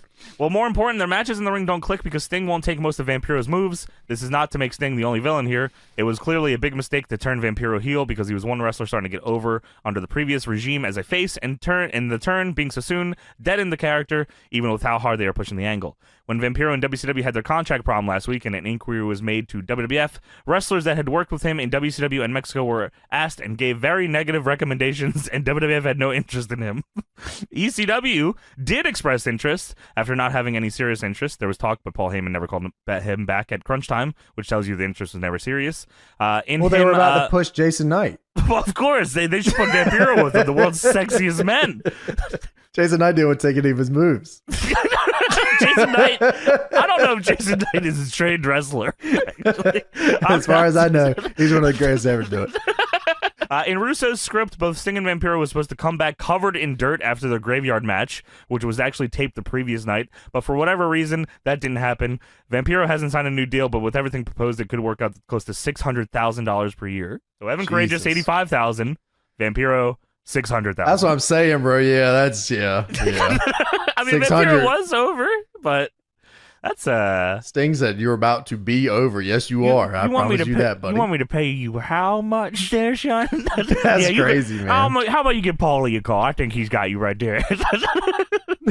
You need money, you call Paulie. Dustin Runnels should be returning with a Goldust-like character called something like Platinum.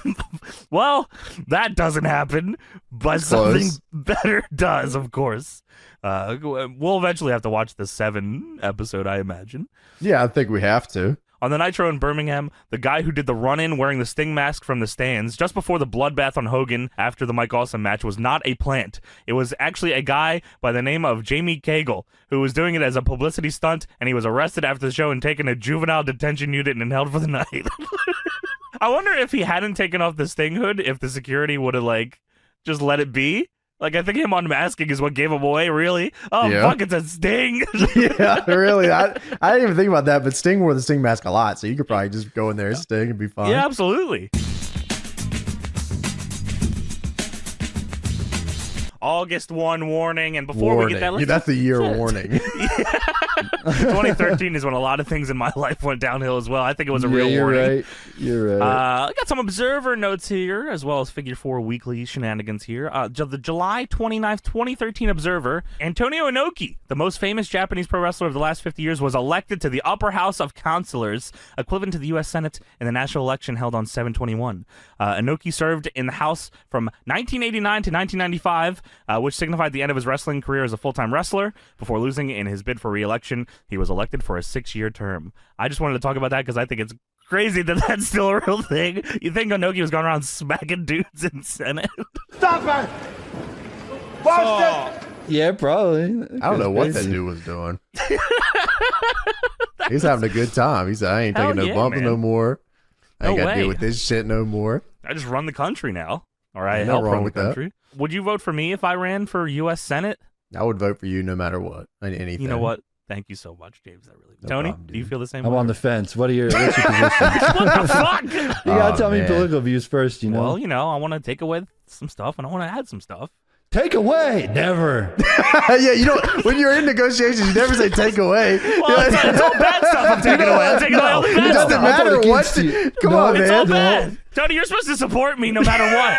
Yeah, I need to know your position, and I don't like it. It's back. It's back. Back is my position. I'm far back. Now you're backpedaling? You're backpedaling? No. Oh, come on. We don't need a leader that's backpedaling. You're snip, snap, James, snip, snap. you're on my side, no? Snip, snap, snip, snap, snip, snap. What are your thoughts on what 3 vasectomies does to a man? You have no idea the physical toll the 3 vasectomies have on a person. I'm for it or against it, however you feel. You can't be on the... No. I'm on fence sitter, politician. Wow. Vote for me, Tony? Do I have your vote? Hell no. What the hell? You made a lot of great points. I'm going to have to vote for you. Thank you so much, James. No problem. I want to talk about this because I feel like this is an awesome match type. I don't know if they still do this, but I believe this is AAA. The 7/19 show was the annual Infierno en el Ring, which is Hell in a Ring match, where 10 wrestlers were put in a cage, and the last person in the cage was to get their head shaved. So you had to escape, and if you didn't escape, you got your head shaved. Oh, you got to climb over a cage and get out, and if you're the last one standing, your head shaved? That's sweet. The main event started at 10:52 p.m. and was rushed, lasting only about 10 minutes. Roosh, a 10-man cage match lasted 10 minutes? Yes, every 1 minute, somebody had to leave. Roosh, Rey Bucanero, Blue Panther, Negro Casas, Averno, Brazo de Plata, Maximo, and Rey Escorpion escaped. This left Shocker versus Mr. Aguila in a singles match, which Shocker won in 45 seconds. TNA legend Shocker? Shocker. And Oh Mr. my Aguila, God. which is crazy. S.A. Rios. So S.A. Rios got his head shaved, which was originally supposed to happen like 3 months before. So what the crazy fuck is shit going on? The August 1st Figure 4 Weekly. There's only one thing here from this, but I thought it was pretty fucking weird. Randy Orton was attacked by a fan, quote unquote, at a house show in South Africa on Tuesday. He was scaling the turnbuckles during his entrance when somebody hit the ring and delivered a Ric Flair style low blow as Orton was on the middle turnbuckle. That's awesome. that he got taken down and escorted out by security. Orton sold it big momentarily and then went after the guy and kicked him once he was being carted off. WWE is pushing this as a real-life incident, but to say I'm skeptical would be a huge understatement because they put it on WWE.com and all that stuff, so he thinks it was just them trying to work TMZ, which is something they've been trying to do for a minute. The fan in question did an interview with a local newspaper where he claimed he didn't like Randy Orton and had quit his job in order to attend the show and attack him. It turns out it was like a South African like indie wrestler that like Shoot did this. He said WWE said Orton was considering pressing charges. Considering? Yeah, well, maybe maybe it is a work, James. Who knows? That's ballsy, You're gonna sell that for sure. There's a little bit more here. It says Brian Alvarez went on to say that he fucking hates TNA and it wishes they would die. He had a bunch of tildes and exclamation points there as well. The August 5th Observer, Jacques Rougeau Jr., 53 years old, said he was subject to a death threat recently. Rougeau said that a man showed up at his property owned by Jacques' father and brother Raymond. A tenant at the complex answered the door and said a 5'8" male with a large overcoat was at the door and asked for Jacques Rougeau, who didn't live there. The man allegedly opened up his coat just enough that the tenant could see what was described as a 12mm gun and told the tenant to tell Rougeau he was looking for him. The tenant called the landlord, who informed Rougeau's family. Jacques Rougeau immediately told the story of the incident on his Facebook page and then called 911 and then did some local media interviews about this story. He said police told him to not sleep at his house. Huh. That's... Hold on, quick. I got to write this on Facebook first. I need to tell my Facebook That happens friends. a lot, I feel like. People go to the Facebook internet first. yeah. Especially now. I mean, 2013, but like now especially. So some dude was out to fuck up Jacques Rougeau. 2013 was crazy, dude. You could Farmville it up there. My mom was constantly sending me bullshit notifications. Please help my crops. You gotta send her a carrot, bro. I can't do it. One carrot. Send me the carrot, you bastard son of mine. And I'm not getting on Facebook, and you cannot make me. Jacques Rougeau is dying. Large overcoat man is here naked with his fucking gun. Here's the story on the Kevin Steen DVD that ROH released and was pulled. When Jim Cornette and ROH parted ways, Cornette and Joe Koff, who heads ROH for Sinclair, made an agreement that neither side would publicly disparage the other. That's one of the reasons Cornette was quiet for as long as he was. Privately, he had issues, as they did with him, but he and Booker Hunter Johnson, which is delirious, were friends, and he liked most of the roster, and his real issues were the support from Sinclair. The company released a Steen DVD where Steen buried Cornette, blaming him for the company going down. Cornette called Johnston, when he heard about it. Johnson said he didn't know that Steen had said that, nor had he seen the finished product before it was released. According to Cornette, Johnson told him he didn't like that it talked about the storylines in the manner he did on the ROH official release. Plus, Steen blamed Cornette for things Johnson came up with as well. Others said Steen was just giving his honest opinion of what happened over the past 2 years. Cornette contacted Koff with a list in writing of things he had problems with, as well as noting that the booker didn't even know what the big star of the company was saying about creative before it was released. Koff pulled the DVD. So Cornette did not like Kevin Steen talking shit. What a surprise there. Yeah, right. That had to be one of like the biggest angles around at the time, was like, is this a Cornette work or is this a shoot? Yeah. Because even on the shows, it felt like, I mean, for those that don't know, Cornette and Steen were feuding. They did an angle where Steen, quote unquote, where Steen was to go away. He lost the loser leaves thing to Generico, and they wanted him to go away and lose some weight, which was Cornette wanted him to do that. And then he did, and then he came back, and things still weren't that great because it didn't feel like they really wanted to push the dude. It was the Davey Richards and Eddie Edwards and Roderick Strong show. Yeah, we just didn't fit. I mean, Cornette wanted to do like an MMA thing, and yeah, Steen was like, no way. Fuck you. Dixie Carter asked for questions on Twitter, which ended up being a terrible idea since 90% of them were people ripping on her in TNA. She said she'll do this every Thursday. That's a PR master. Dude, which was at the time, Dixie's Twitter was being advertised randomly on the show. It was on this show that we were watching. Yeah. Well, they never advertised the Impact Wrestling Twitter. It was always just Dixie's Twitter, which was... Yeah, funny. Everything felt very weird on the shows, like a lot of small things like that.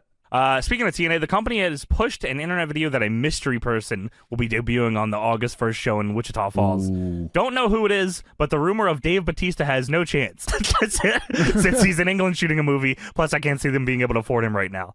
We've heard Adam Pearce is coming in, and Dave Lagana is attempting to get other newcomers in. The plan is for the tapings to revolve around a few major angles, but the Saban Bully Ray match on 8/15, plus Bound for Glory Series matches. The rating for this Impact did a 1.03 with 1.25 million viewers, even though it was semi-live and promised a big surprise at the end. Part of the drop is that the lead-in of Cops was also down to 1.10 million viewers.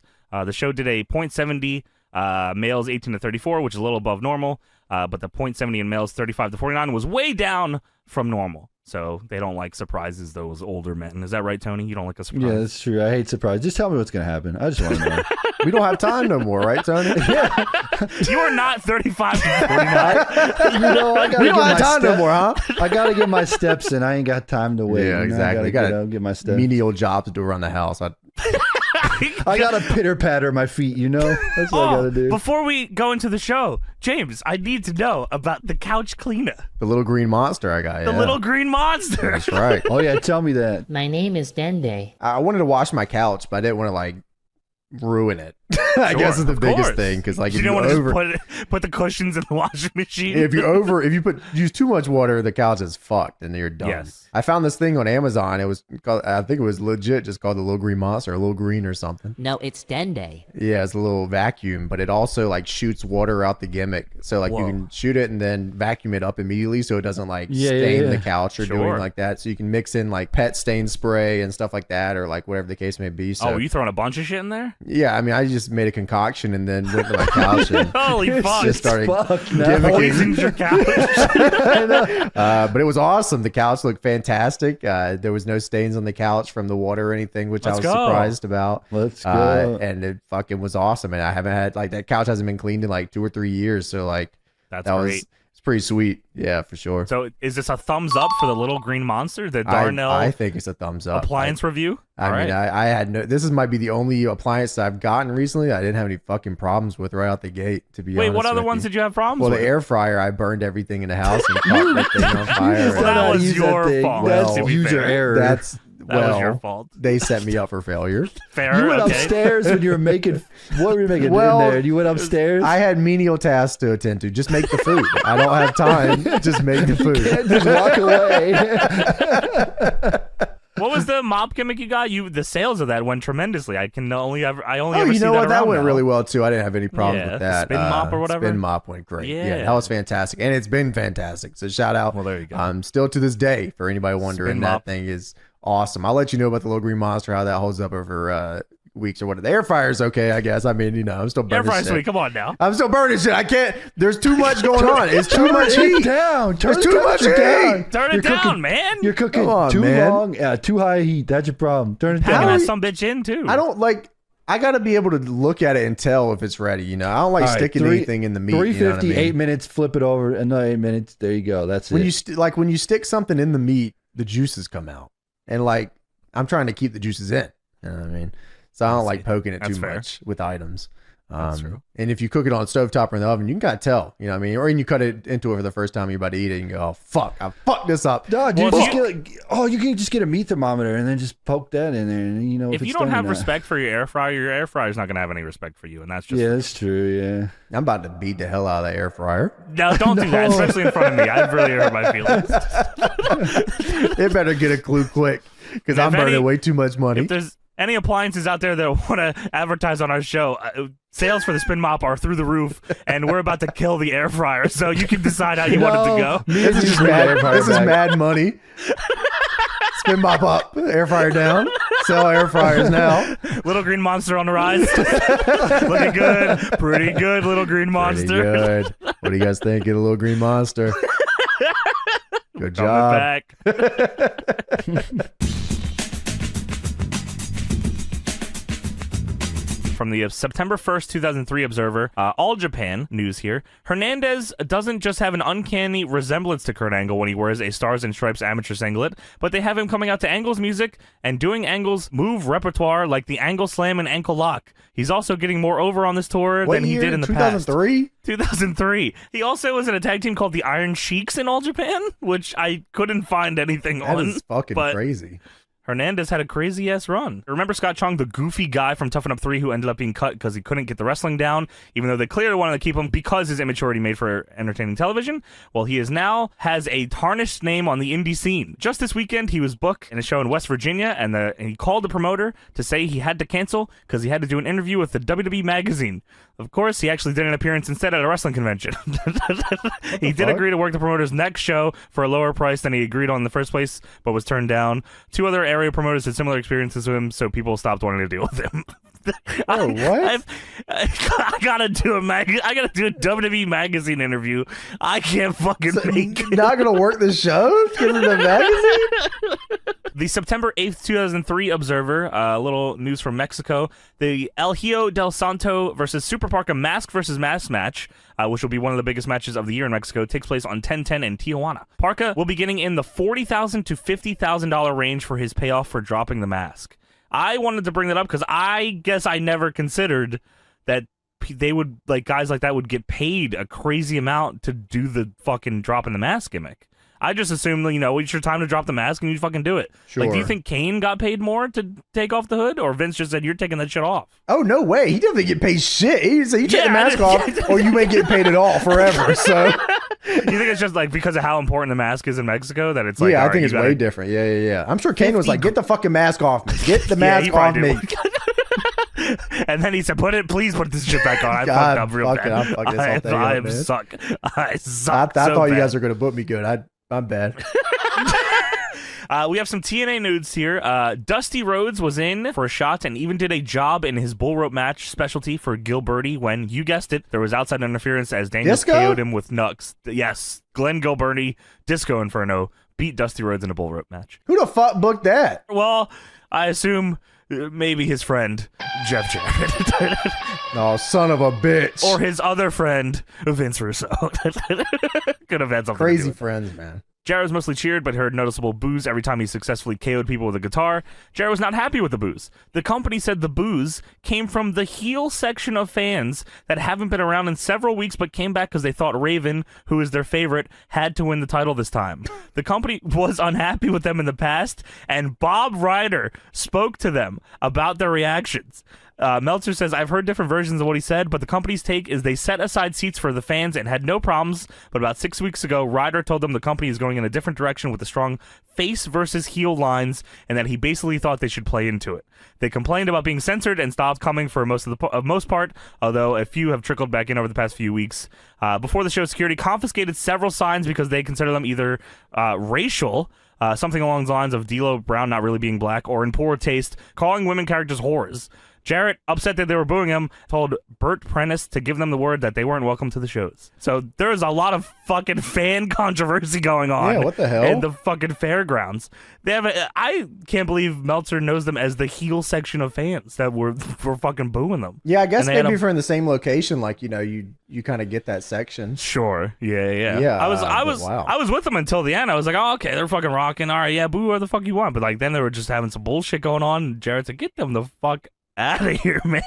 Yeah, that's like, what the fuck? I don't know. Yeah, I don't even know how they. Yeah, you're right. Until it became like real fucked up. The actual story and why the Raven versus CM Punk ROH match was canceled was because Jeff Jarrett told Raven that if he lost his hair in ROH, that he wouldn't use them until his hair grew back. Damn. And because this annoying ass section of fans, I fucking hate them and I want them to die. Ruined our lives.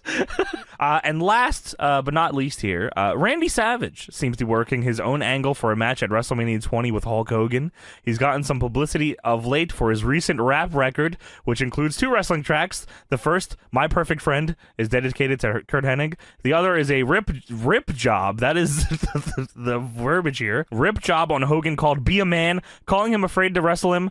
During an MTV interview, Savage says the fans are demanding it, especially when you get to the hip-hop culture. We got him boxed in right now, and I think the fans want to see Hogan and Savage fight it out one more time.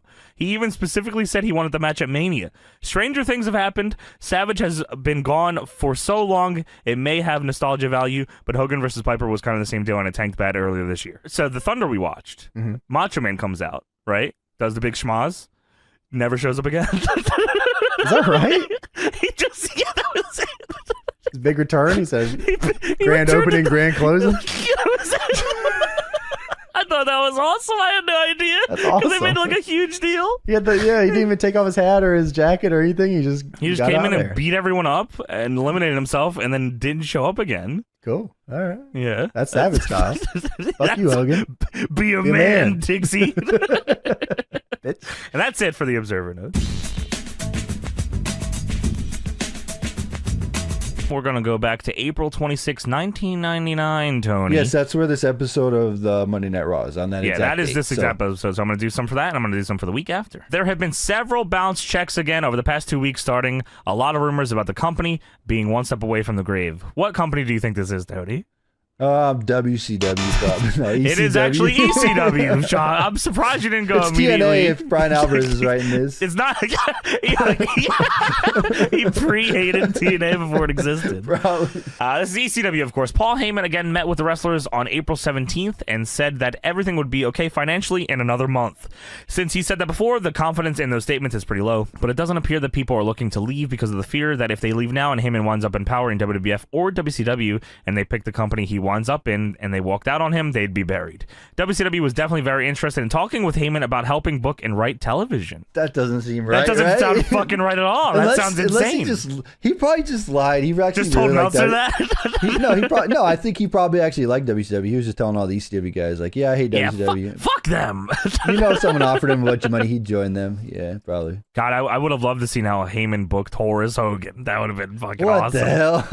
Speaking of Heyman, by the way, Heyman himself said he was very close to accepting a loan from the WWF, and if he doesn't make a video game deal soon, he may be forced into it, but said a deal with Acclaim for a game to come out during the Christmas season that would take the company out of debt, which would include a major advance, and a loan is close to finalization. As we know, they do close a video game deal. They get 2 of them, but then Acclaim kind of gets stock in the company, and then they owe ECW money, or ECW owes them money, something. All money in ECW really never went hand in hand. So the video game deal helped them, but then it hurt them? Is that what you're telling me? Pretty much, yeah. Like, they made money on the game, but like they also, I think there's a note here after this, maybe on the next week's Observer, about that, so we can get into that after. This is crazy. I don't know if I've ever heard this one. Kevin Nash proposed an idea of a new Horseman group with himself, Lex Luger, Rick Steiner, and Flair with Arn Anderson as a manager. Is this the Millionaires Club that he was pitching back then? Oh, you think that's what that turned into? Maybe, or maybe not. I don't know. I'm just thinking about Bischoff it. nixed the idea, though. Think the idea, since Luger and Nash have been trying to get Flair out of the picture, was for Nash to be in the Horsemen as world champion and Flair being in the background in his own group. Nash so they were actually going to be Horsemen. Okay. They were going to be the 4 Horsemen, yeah. And Flair was going to be their manager. Speaking of WCW, there was an incident after Thunder where Disco Inferno was riding Hugh Morris, and Arn Anderson got so mad he slapped Disco in the face.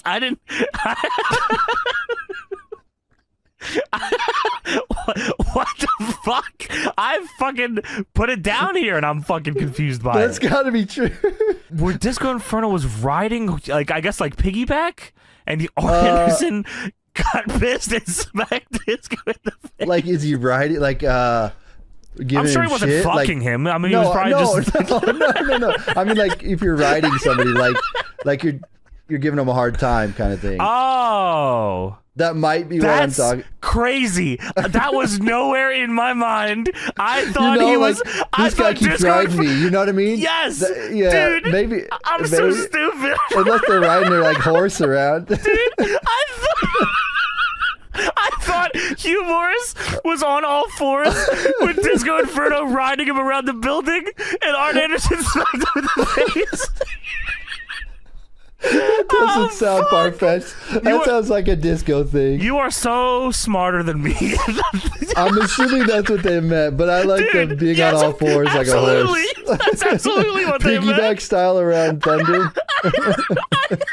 Dude,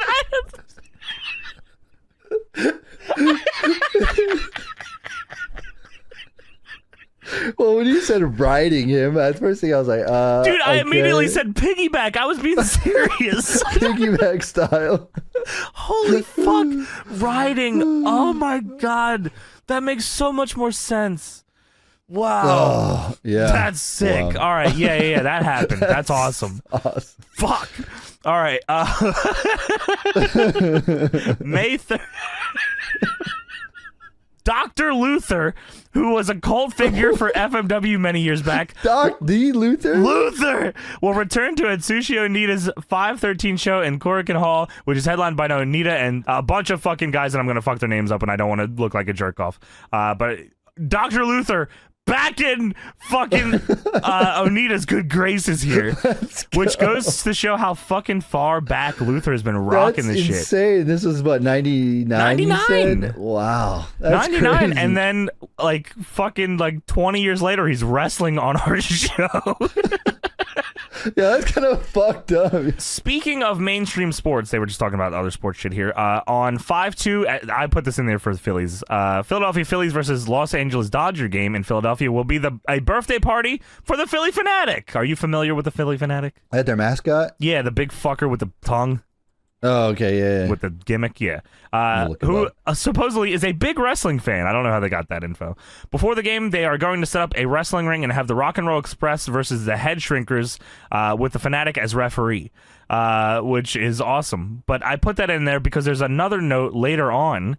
Headbanger Thrasher is suing the Philadelphia Phillies for $10 million when a foul ball hit his wife in the eye, and she's now legally blind. What the Holy fuck? shit. You think it was the same game? It had to have been, right? Yeah, right? Yeah. Although there is something on the back of the tickets and in baseball and hockey games with about inherent risk.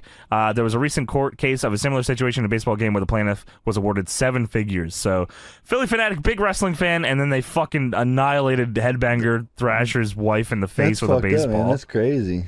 I can't fucking imagine. That's crazy. Good story, bad story.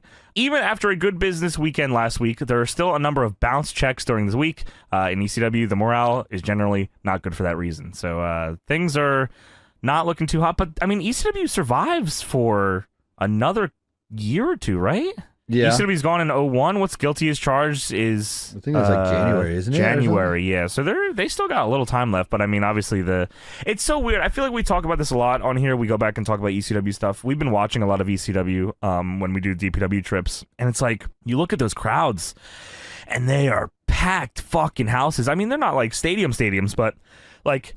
There's at least 2,000 people in these fucking buildings, and it's like, how? And their merch was fucking rocking. The gates got to be crazy for that. I mean, I know we do at DPW gates. I can only imagine 2,000 people for that. I'm sure they had the same type of ticket prices. I think ECW might have been one of the first companies to move to DVD as well, which is kind of crazy. So, like, they were ahead of the curve on a lot of shit, and then, like, it's just like WCW wasn't meant to die. And I feel the same about ECW just because I'm sentimental to it, but, like, something had to go fucking wrong there with that to like die. Like after they got off of TNN, like I guess they had nowhere else to go. And for that, we thank you. I feel like Paul Heyman wasn't willing to like downsize and take cuts like he should have done. If he would have taken cuts and like production wise or whatever, but he just wanted to do the same thing. So I feel like that's why it never really, because if they would have just been like, okay, we're just going to run like live events or whatever, they could have done that, you know, and they could have kept going forever, you know, like how many times has TNA gone through so many financial woes and they somehow get out of it? Like ECW could have done the same if they really wanted to. I feel like Heyman was just blown up at the time and he's like, WWE's going to give me a job. I'm just going to take time off. You know, I'm going to go book for WCW. I'm going to book Cyclope. Once WCW went out of business, I think they just were like, yeah, it's time. It's weird. Like if ECW hadn't have died, I don't think ROH probably would have just never started because you know that was like Gabe's thing, and I know RF and all was involved in that, but like that was from the ashes of ECW. So like, yeah, you're right. I feel like I don't know if Heyman himself said that or maybe Gabe said that, but I feel like there's been hints that like they were going to lead in that direction anyway, where ECW was still going to be doing the extreme stuff, but they were going to like Ring of Honor was kind of the next evolution of it. And I imagine guys like Brian probably would have been there and Low Key and shit like that, you know. Yeah, that would have been nuts. I think like Chris Harris and stuff were around at that time too. Maybe? I think they were, probably because they ended up in TNA. So I imagine like Abyss maybe AJ Styles. Around. I mean, I know Abyss was in the Indies at that time too, doing like something else. WCW dying, I think TNA would have happened regardless, as long as WCW dies. Yeah, I think, you're right. you know, Jarrett and his dad would have done both it. Jarretts. Yeah, I think so. But ECW, or Ring of Honor at least, I think maybe might not have existed. I mean, they could have scooped up so much talent from WCW. Oh my God, there was so much free agent. Oh, ECW you're talking about? Yeah, ECW could have got so many guys. Like a lot of guys that if they could have paid them. Well, a lot of guys that went to WCW from ECW that left and jumped probably could have gone would back. Came right back. Sure, yeah Probably. Mikey. I forgot about Whipwreck. Speaking of WCW, because nobody wants to do house shows anymore since the highest paid guys don't do them, WCW is planning on an incentive plan for the guys that are doing the house shows. The plan isn't. This is crazy to me. I love this. The plan isn't completed, but it will be guys getting bonused a certain amount for every show they work, probably $500 and up, depending upon their position on the card. With the regular house shows falling off, Mondays and pay-per-views carry the load now. There is real comparison with WWF, which sells out most of its regular house shows because virtually the entire crew's on the card. Well, WCW house shows are filled with people like Scotty Riggs, Dave Taylor, Silver King, Eric Watts, etc. that don't get on Nitro much, let alone wins on Nitro, because the top stars do limited or no house shows. So WCW is in such a bad way here that they are having to try to find a way to get top guys to work house shows, because I guess they just didn't have to. No, because they had their TV deals or whatever. Was it guaranteed dates and it didn't? Yeah, they didn't have to. I don't think it included house shows, but I think they went through with that incentive because I remember going to a WCW house show and like Canyon and Terry Funk was on it and like a bunch of other people. Speaking were of Jarrett, on it. I think Jarrett ends up doing a bunch of them when he comes in. His deal was set on to do. Okay, maybe I will after, get paid extra for house shows. Maybe after this, they started saying, "Hey, you guys got to do house shows if you're getting." They signed must here. have incentivized it because, like I said, Terry Funk and all them were doing it, and I don't think they do it for nothing. Because Steiner, I think, does some too eventually. Yeah. They had a pretty stacked house show loop, guys. I think after a while. Speaking of Scott Steiner, this is our last note here for the Observer. Scott Steiner was sued over an incident in 1997 at the All-Star Sports Bar and Grill in Marietta. Brian Hart, I don't think he was a Hart member. He wasn't in the dungeon. No. Who filed the suit against Steiner and the restaurant, claimed he was attacked without provocation and pushed, shoved, and beat on. Steiner admits to hitting Hart once in self-defense, and his attorney claimed he was just there eating dinner and got up to protest someone else. His attorney described the incident in the Atlanta Journal-Constitution that a group of people were asked to leave the bar, and instead they were about to jump an assistant manager, and Steiner was one of a group of people involved in the ruckus. Hart suffered a damaged mouth and a kick to the back in the brawl. Steiner was never arrested or charged with anything. The suit claims Steiner was working the bar as a bouncer, which wasn't the case. So Scott Steiner is, even in 97, this is not Big Papa Pump era, so he's like doing tours of Japan at this point probably and shit like that. He's in WCW, but he's beating ass in a bar. He's beating up fucking mystery Hart members in bars. I mean, it makes sense. I mean, if you go to see, like, there's probably a group of people and Steiner stuck out like a sore thumb, you know what I mean? Think like that mullet him? he had going on. And yeah, stuff maybe. Oh, the mullet. time. That's true. That is very true. Yeah, he was, you could definitely tell Scott Steiner at the time. What you listening to, son? I don't think you like it. Well, why not? I like this new generation of music. All right, now it's time to get into WCW Monday Nitro for October 2nd, 2000. Y2K. Y2K. You think you have any memory of what you may have dressed up as for Halloween that year in 2000? It was guaranteed Ghostface Killer. Me too. 100%. 100%. It's not even a fucking question. Yeah, 100%. It was Ghostface Killer, and mine would have the gimmick in the hand. You could squeeze this little heart, and it would pour like blood on the mask. And for a warm Halloween night, it was very nice on my face. See, I didn't have the gimmick juice. Yeah. Yeah, I just had the, so you like, just the killed little outfit. people? Yeah, I had no theatrics. I didn't even ask him any questions or anything. I was a real malicious Ghostface Killer. I ain't talking. You just called yourself Ghostface Killer. No mask or outfit. You just went around killing people. I didn't call anybody or I didn't ask me by their favorite scary movie. I just came to their house and killed them. I'm Ghostface. It's basically Michael Myers, but with the Ghostface Killer outfit. So I was just a pale 10-year-old boy. Holy shit! Ghostface. If Ghostface Killer in the beginning of Scream 1 walked in the house and said, "I'm Ghostface," and just kills somebody. No. Ask her favorite scary movie just or don't nothing. spoil it at the top. Ghostface killing. I'm Ghostface. I'm the Ghostface killer. Now what are you gonna do? That'd be way fucking scarier. Like you just pop the door. Hell I'm yeah. Ghostface.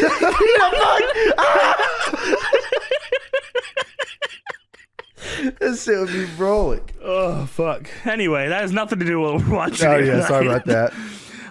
So let's before we get into the show, let's go over some Observer notes from the time period. We got October 1st, 2000 Observer newsletter here.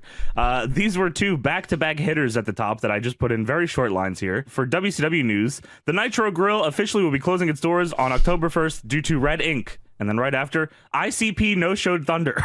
Oh, nice. A back-to-back doubleheader. I don't know if those go hand in hand with each other or not, but ICP killed the Nitro Grill.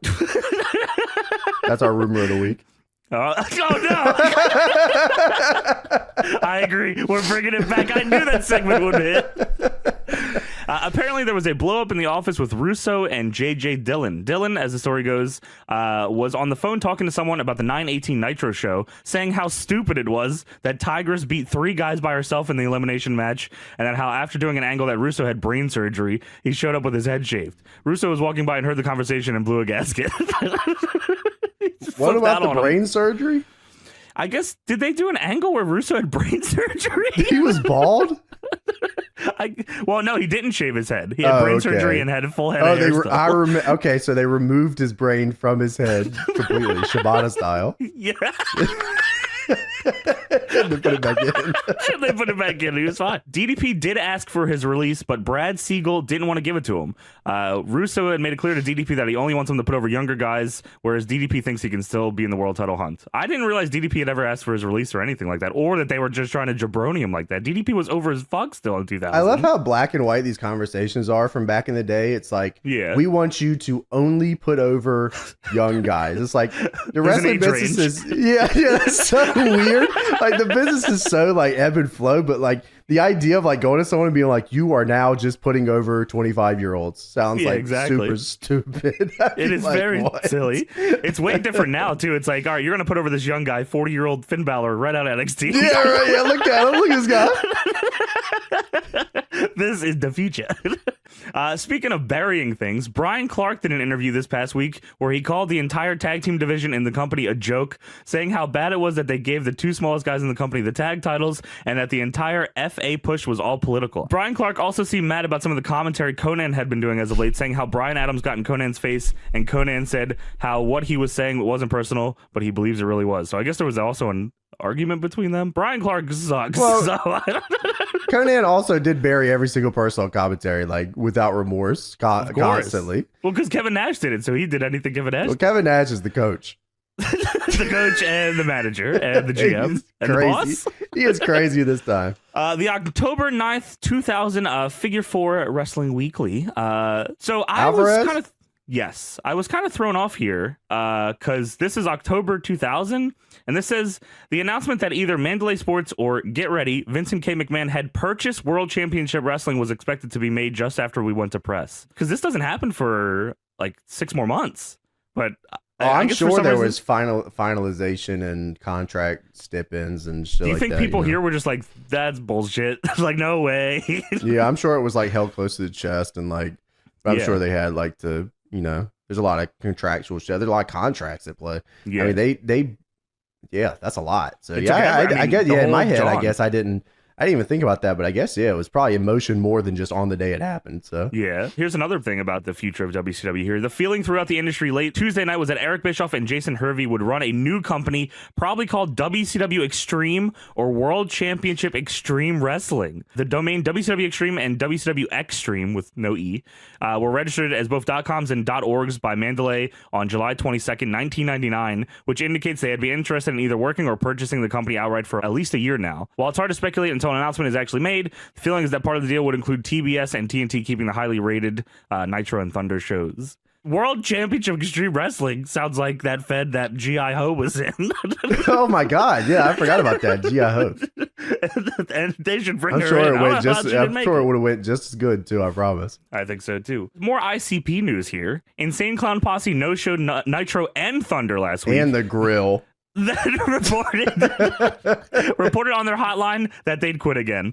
Alvarez says, I'm not going to go back to check, but this is literally like the 4th or 5th time they've quit. From the October 9th, 2000 Observer, back to Meltzer here, on the ECW front, meetings were scheduled for later this week between ECW and TNN to work out terms of their relationship or of ending the relationship. Both sides had agreed to 2 additional shows, an agreement which ends on the 10-6 show. WWF has agreed to waive its exclusivity through the end of the year, and TNN is willing, if sides come to terms, to keep ECW through that period. ECW is believed to be willing to stay, provided they are given the right to leave before the end of the year, provided they make an outside deal. So I thought that TNN just said, fuck off, unless they eventually do, and this is like, just before that. But WWF, I didn't know that they had said, hey, it's cool, you can keep them on. I didn't know that either. Unless they change their mind. Maybe that doesn't stay. That could have very easily been like, no fucking way, man. Like, doesn't make any sense. Unless Paul Heyman thought he would look like a jabroni being the second to WWF, he said, fuck that. No way. I honestly, I mean, he does not. I could see that. Yeah, I mean, I could see that. I could at least see him doing a promo like that and then working himself into believing that. And then Jerry Lynn also believed it too. He's always nice with the glasses on. And the glasses on, shorts. Jerry Lynn definitely believed it. Ooh. Speaking of ECW, although all the wrestlers remain 1 month behind in pay, nobody has yet to file a breaching contract and the writing to the company. ECW has not yet signed a deal with the USA Network, but most reports indicate negotiations have remained strong. That's also a part I don't remember, is them talking to USA. I mean, like, I don't exactly, I can't imagine they were like gleaming for more wrestling content, but no, if you wanted that, I'd imagine you just throw all the money at WWE, right? Yeah, you could. Yeah, WWE could have made like 40 more shows at that point. Yeah, really. Here's a fun one from New Japan. Masahiro Chono announced that his mystery partner on the 10-9 Tokyo Dome show against Masafuchi and Tayoki, who he'd been referring to his mystery partner as Mr. T. And who do you think Mr. T could be, James? Just. Well, of course, James, it's Hiroshi Tenzan. Oh, okay. Meltzer says this is rank up as one of the world's greatest surprises, being that Tenzan is his regular tag partner to begin with. That's awesome. That's the most pro wrestling thing ever. That's just pro wrestling in a nutshell. I'm bringing in Mr. T, and it's just his regular partner. Yeah, well, damn right. He was here the whole time. Gotcha. And one of the strangest stories we've heard, city officials of Gorham ME canceled a pro wrestling event on their 9/22 show. The reason? The city officials were enraged at the comments by a heel wrestler, Dr. Everett Payne, who stated in an in-character interview that Gorham was the bunghole of Maine. That's awesome. The local newspaper. Yeah, he just said that he's a bunghole. Yeah. Bunghole. The local newspaper ripped on the decision, both because heels ripping on the town's part of wrestling and not something to be taken seriously, and more so because the show was promised to the Eastern Wrestling Alliance in exchange for playing 2 free shows at a family festival. So the city shut down a family festival show because a heel said bunghole. Yeah, that's all we do is say bunghole. Get the hell out of the cockpit! You fed. And lastly here, WWF has removed the characters of Big Show, British Bulldog, Ken Shamrock, and Lillian Garcia from upcoming video game releases. One of the games has an 80-person roster, which includes Earl Hebner and Linda McMahon, as well as A-Ho. So the removal of Garcia is surprising. Show and Bulldog's removal seem to be... That A-Wall's sister. GIO. Show and Bulldog's removal seemed to represent a lack of confidence that they will return to the promotion in any major capacity, especially considering Mark Henry hasn't been removed from the same games. A-ho. So is this talking about No Mercy? Right? Big Show is... Yeah, it's got to be, right? A-ho. Big Show wasn't in... I think A-ho was in WrestleMania 2000 as well, right? Oh, I guess. Well, yeah, I guess so. But British Bulldog is in No Mercy, so maybe this changes. Yeah, he probably worked Bulldog his magic. and Shamrock are both in it, but Lillian and Big Show both, fuck you, man. Fuck you. What if it's some like unreleased fucking like, it's going to be the best game ever unreleased, and they just said, oh my God. We can't have the Bulldog, we're not making it. If you don't give us British Bulldog in the jeans, we are not putting out the best wrestling game of all time. It's not fucking happening. This is not fucking happening. Go fuck yourselves. Yeah, October 7th. Glory. That's what this is called. It's live, Tony, as well. Live episode. Yes.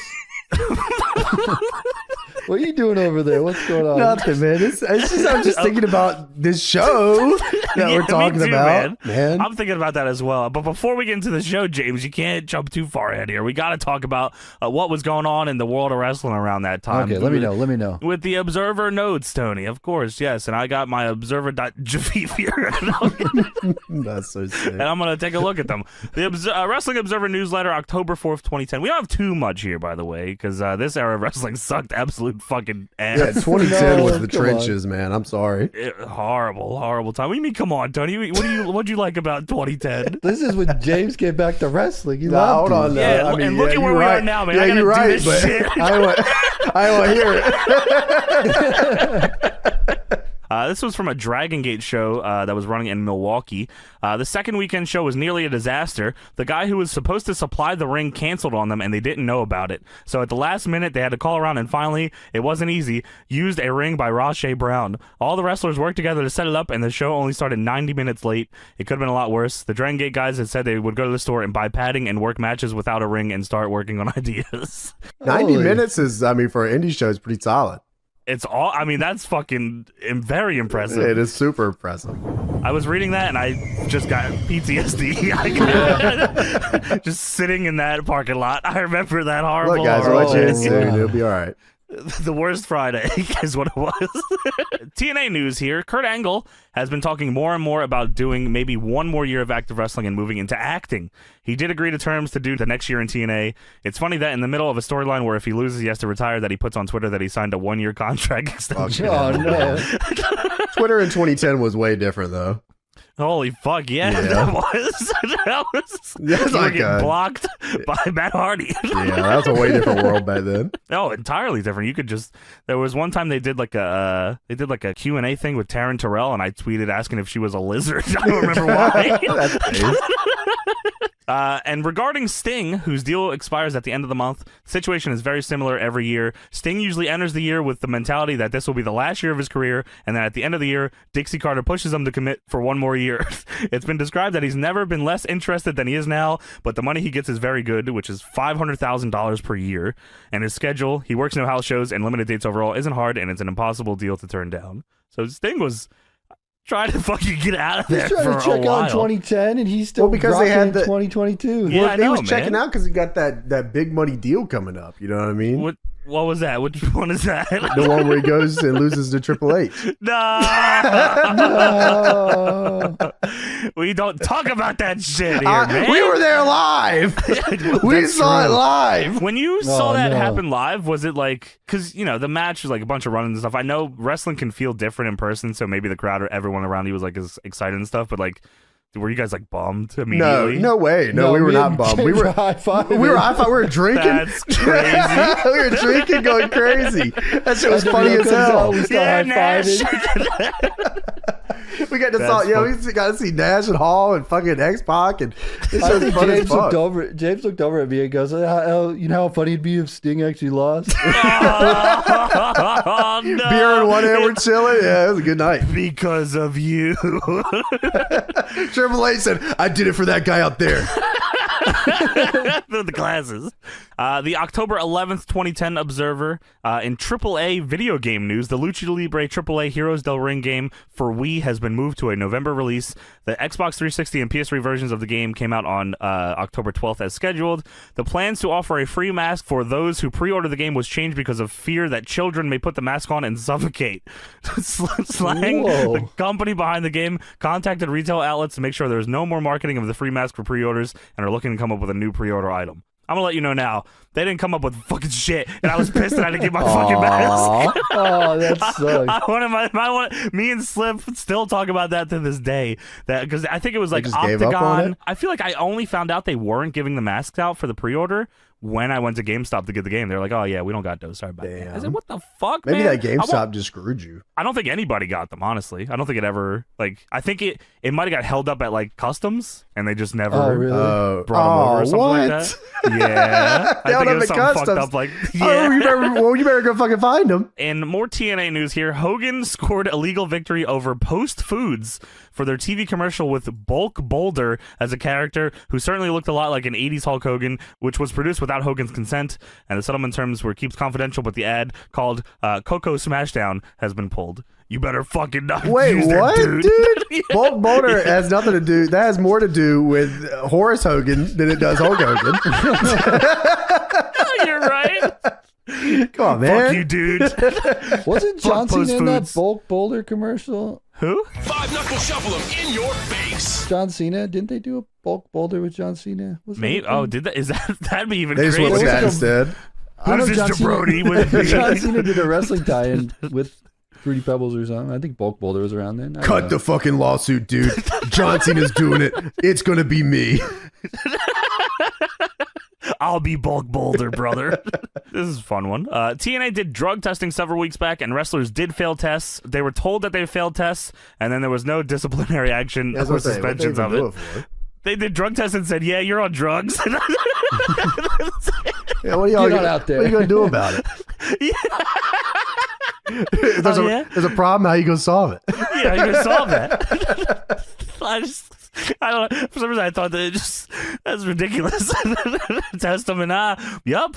Yeah, you're you know what? on That's drugs. funny. That's probably the most TNA thing ever, is because everybody's like, TNA should test their guys. So they did, and they said, okay, bye. Well, yeah, we tested them. We followed the rules. We tested them. They're all on drugs. So what do you want from us, man? Yeah, we're moving on now. It says the monitoring of the test was said to not be at the WWE level, where you have someone watching you and your pants have to be below your knees and shirt above your nipples to make sure you aren't sneaking someone else's like urine. Butters into the taking a piss. Dude, that's what they do in WWE. You look like Butters taking a piss at the urinal. They just have somebody stand there watching you Butters piss with your shitty little Hey, brother. Take your little pants down, dude. It's all good. Lift your little shirt, dude. And now let me see your little jabroni. Pee in the urinal, dude. Or me and Bulk Boulder and John Cena are going to kick your fucking ass, dude. We're going to sue you. Break your little penis out, dude.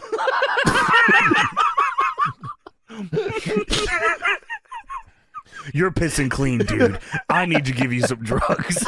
Last couple pieces here. The Observer from October 18th. This is just ratings of the show. The heavily pushed Live Impact on 10/7 did a 1.33 rating and 1.73 million viewers, one of the highest ratings the show has done this year. The show did a 1.0 in males in 1834 and 1.22 in males 35 to 49. Both numbers will be well above normal levels, and it was number 8 on cable for the night. You know what's crazy? Ratings were up. And then they were drastically down. Ratings were up, and they're drastically down. Buy rates were never up. Dude, buy rates were like always bad for them, weren't they? They were not bad in 2009. I'll tell you that much. You're right. Fucking hell. Probably every contract thing with WCW guys and who's going where and what's going to happen in WCW, like every kind of rumor you've probably already heard. So I tried not to do too much of that here. A lot of talk about a planned WCW show in, I think it's Trenton, New Jersey. I remember seeing a poster. Is that the Big Bang thing? Yeah, something going on with the taping for WCW. There's a promo video somewhere, but I don't know where. Like a commercial you know what, Tony? I remember that I saw that somewhere. Yeah, I remember seeing that. But I don't know where that's at. But they had like a WCW commercial they aired sometime really? That WCW was coming to whatever. It only aired in local markets on like that where it was running. Yeah, I would assume. Yeah, okay. The return of the WCW. The revolution is near. So this is from the Observer, April 2nd, 2001. Just a couple tidbits here. At Nitro, the last Nitro, Lex Luger and Buff Bagwell were still acting like no matter what anyone was saying, when push came to shove, they were big-time players and would have a job.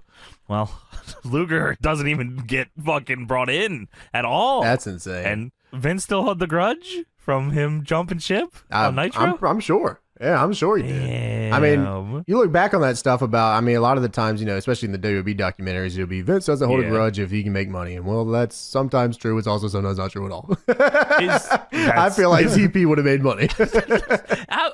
Even if just bring him in for, just for the invasion part, but maybe he didn't. I don't know. Is he in the Hall of Fame?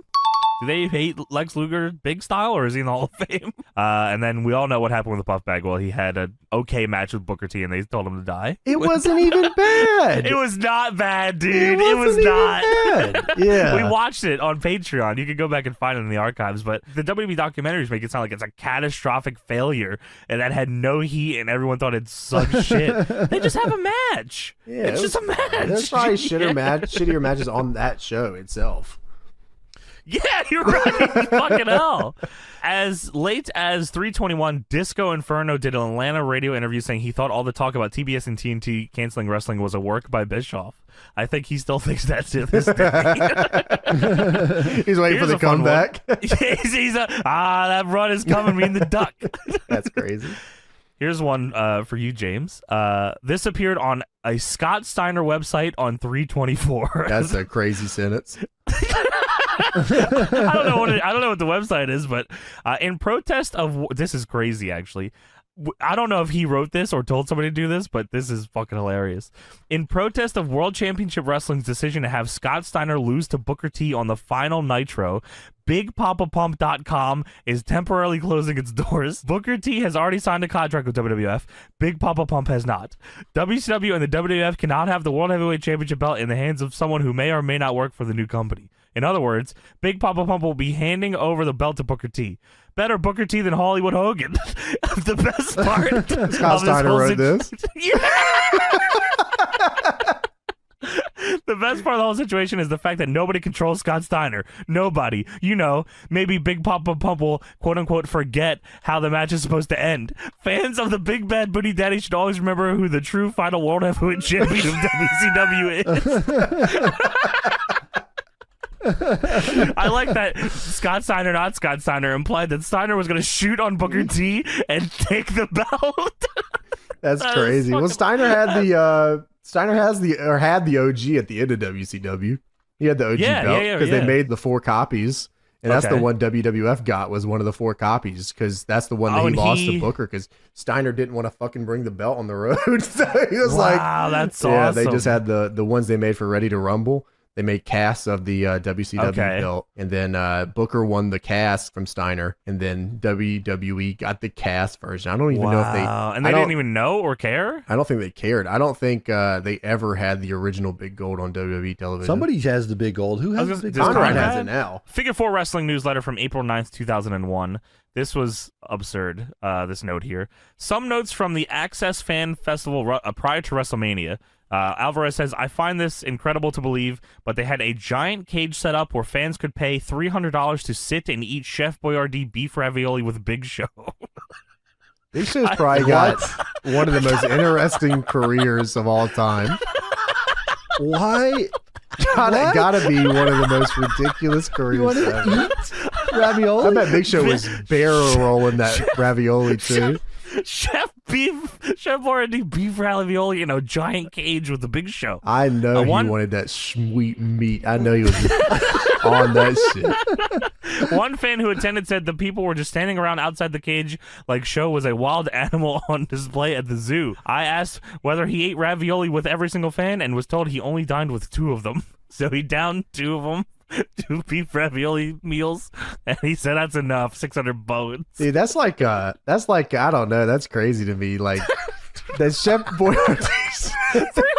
$300. Straight up, it said, "Put me in the cage, brother." From the April 9th Observer. Juventud Guerrera is being negotiated with for CZW in May. XPW won't use him anymore because he wasn't willing to put somebody over. Who? Juventud. You're telling me that this guy, some jabroni named Juventud, wouldn't put anybody over? Juventud? That's crazy, man. That's absurd. You didn't want to put over Kid Chaos. Come on, bro. Come on, Kid Chaos is rocking. The reality of the WCW situation hit a little harder on 3/28 with the final staff meeting held at the power plant. Basically, the entire workforce was let go in one fell swoop. About 120 to 140 people were let go and asked to clear out their offices by the end of the day, turn in their phones, company credit cards, as well as anything that has that was Time Warner property. Fucking money. Give me your phone. We got on there. I'd keep the Time Warner credit card. What are they going to do to me? Cancel it. But that's fine. Just cancel it. No, I'll keep spending Ted Turner's money. I don't give a shit. I don't have a job anymore. When they got to the offices, their computers were already shut down, and all the locks on the doors had been changed, and there were security guards watching them. That's fucked they up. Were treated like fucking criminals. Yeah, that's crazy. Oh, this is about the WCW show. Okay. First WCW television show at this point is scheduled to air on 5/12 on TNN from 11 p.m. to 1 a.m. The plan is to begin adding weekly Wednesday night shows, which will be tapings for the TNN show starting on 5/9 in Trenton, New Jersey. These days are both tentative at this point. There are no further plans regarding the shows. 11 a.m. to 1 a.m. That's like ECW shit. That's pretty much what TNA was rocking for a minute. Like TNA. Oh, that was their Fox Sports. Yeah, they just got time, the right? shittiest time ever. Fox Sports Net. Last little bit here, a big one here. I've never seen these numbers, so I thought it was pretty interesting to bring up here. So the April 16th figure for Wrestling newsletter here. ECW is fucking dead. ECW has filed bankruptcy on April 4th, so it is also dead. True. So HHG claimed assets $1,385,000 and listed debts of $8,881,000, meaning the company was approximately $7.5 million in hole at the end. Among the debts, over $500,000 owed to at least 40 wrestlers, including RVD, who was owed $150,000. No, first off, how much were these dudes getting paid?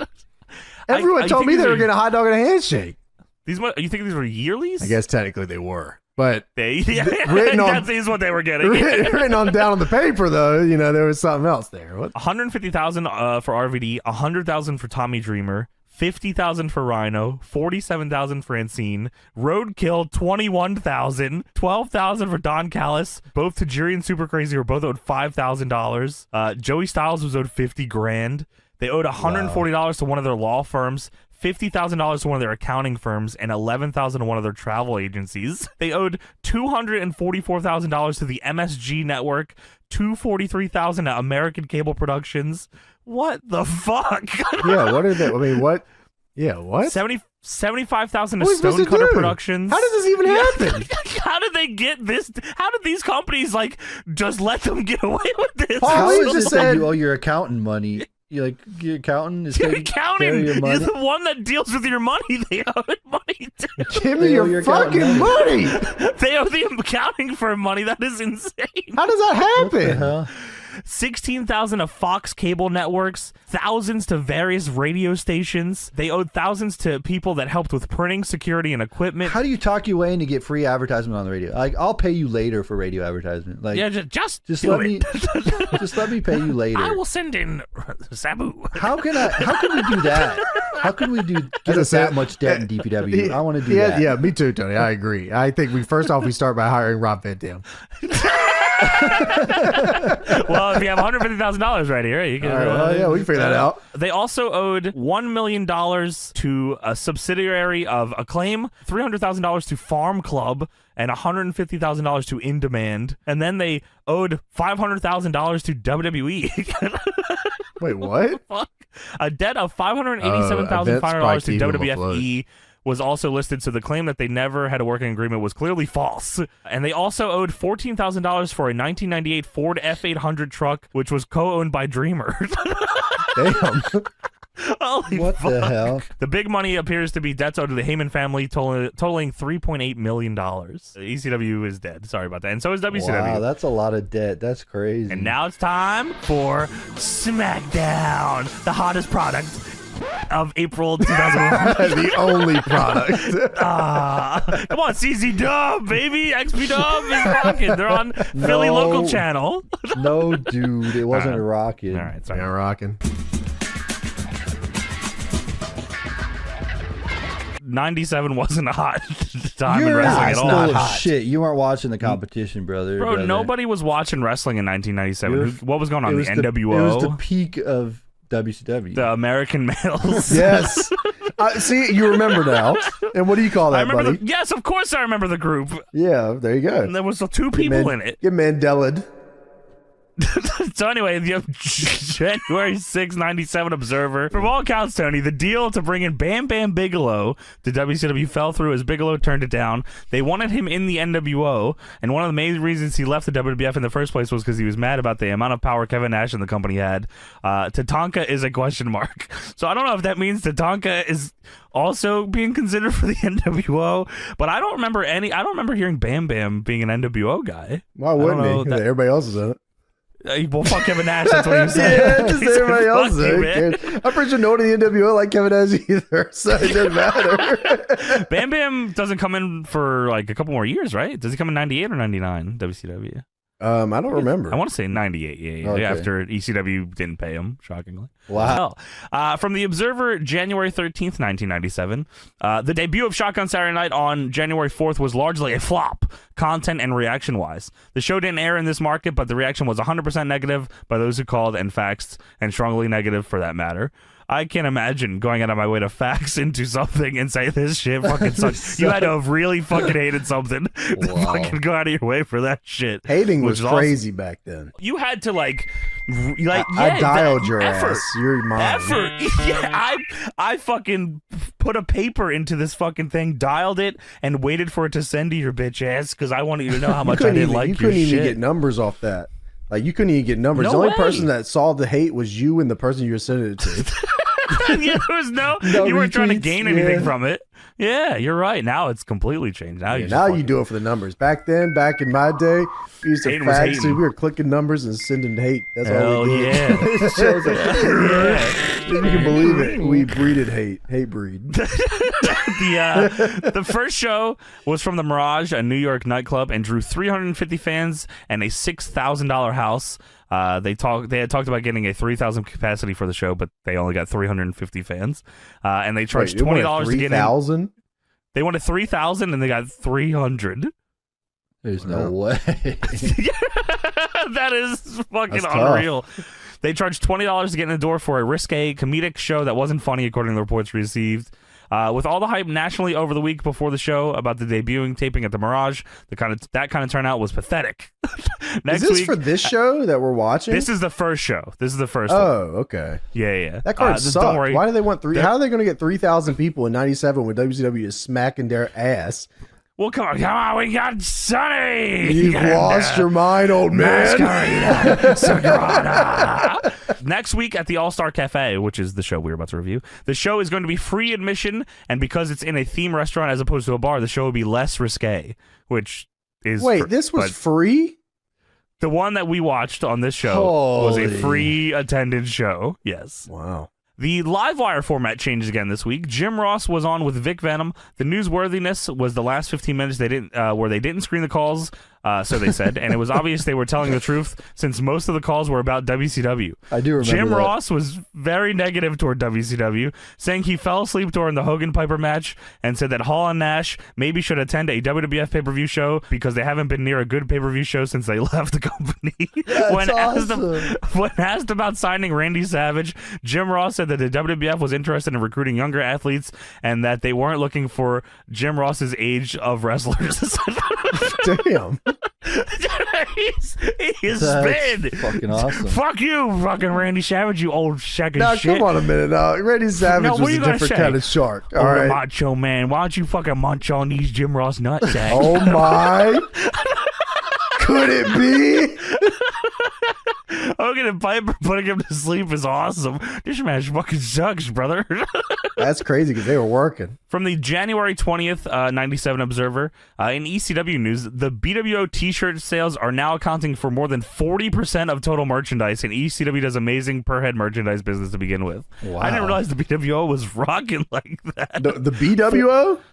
40% BWO shirts. People love it. What about the red variant? The red variant of the BWO shirt, I don't think showed up until 2000. That's insane. Here is some interesting WCW news here.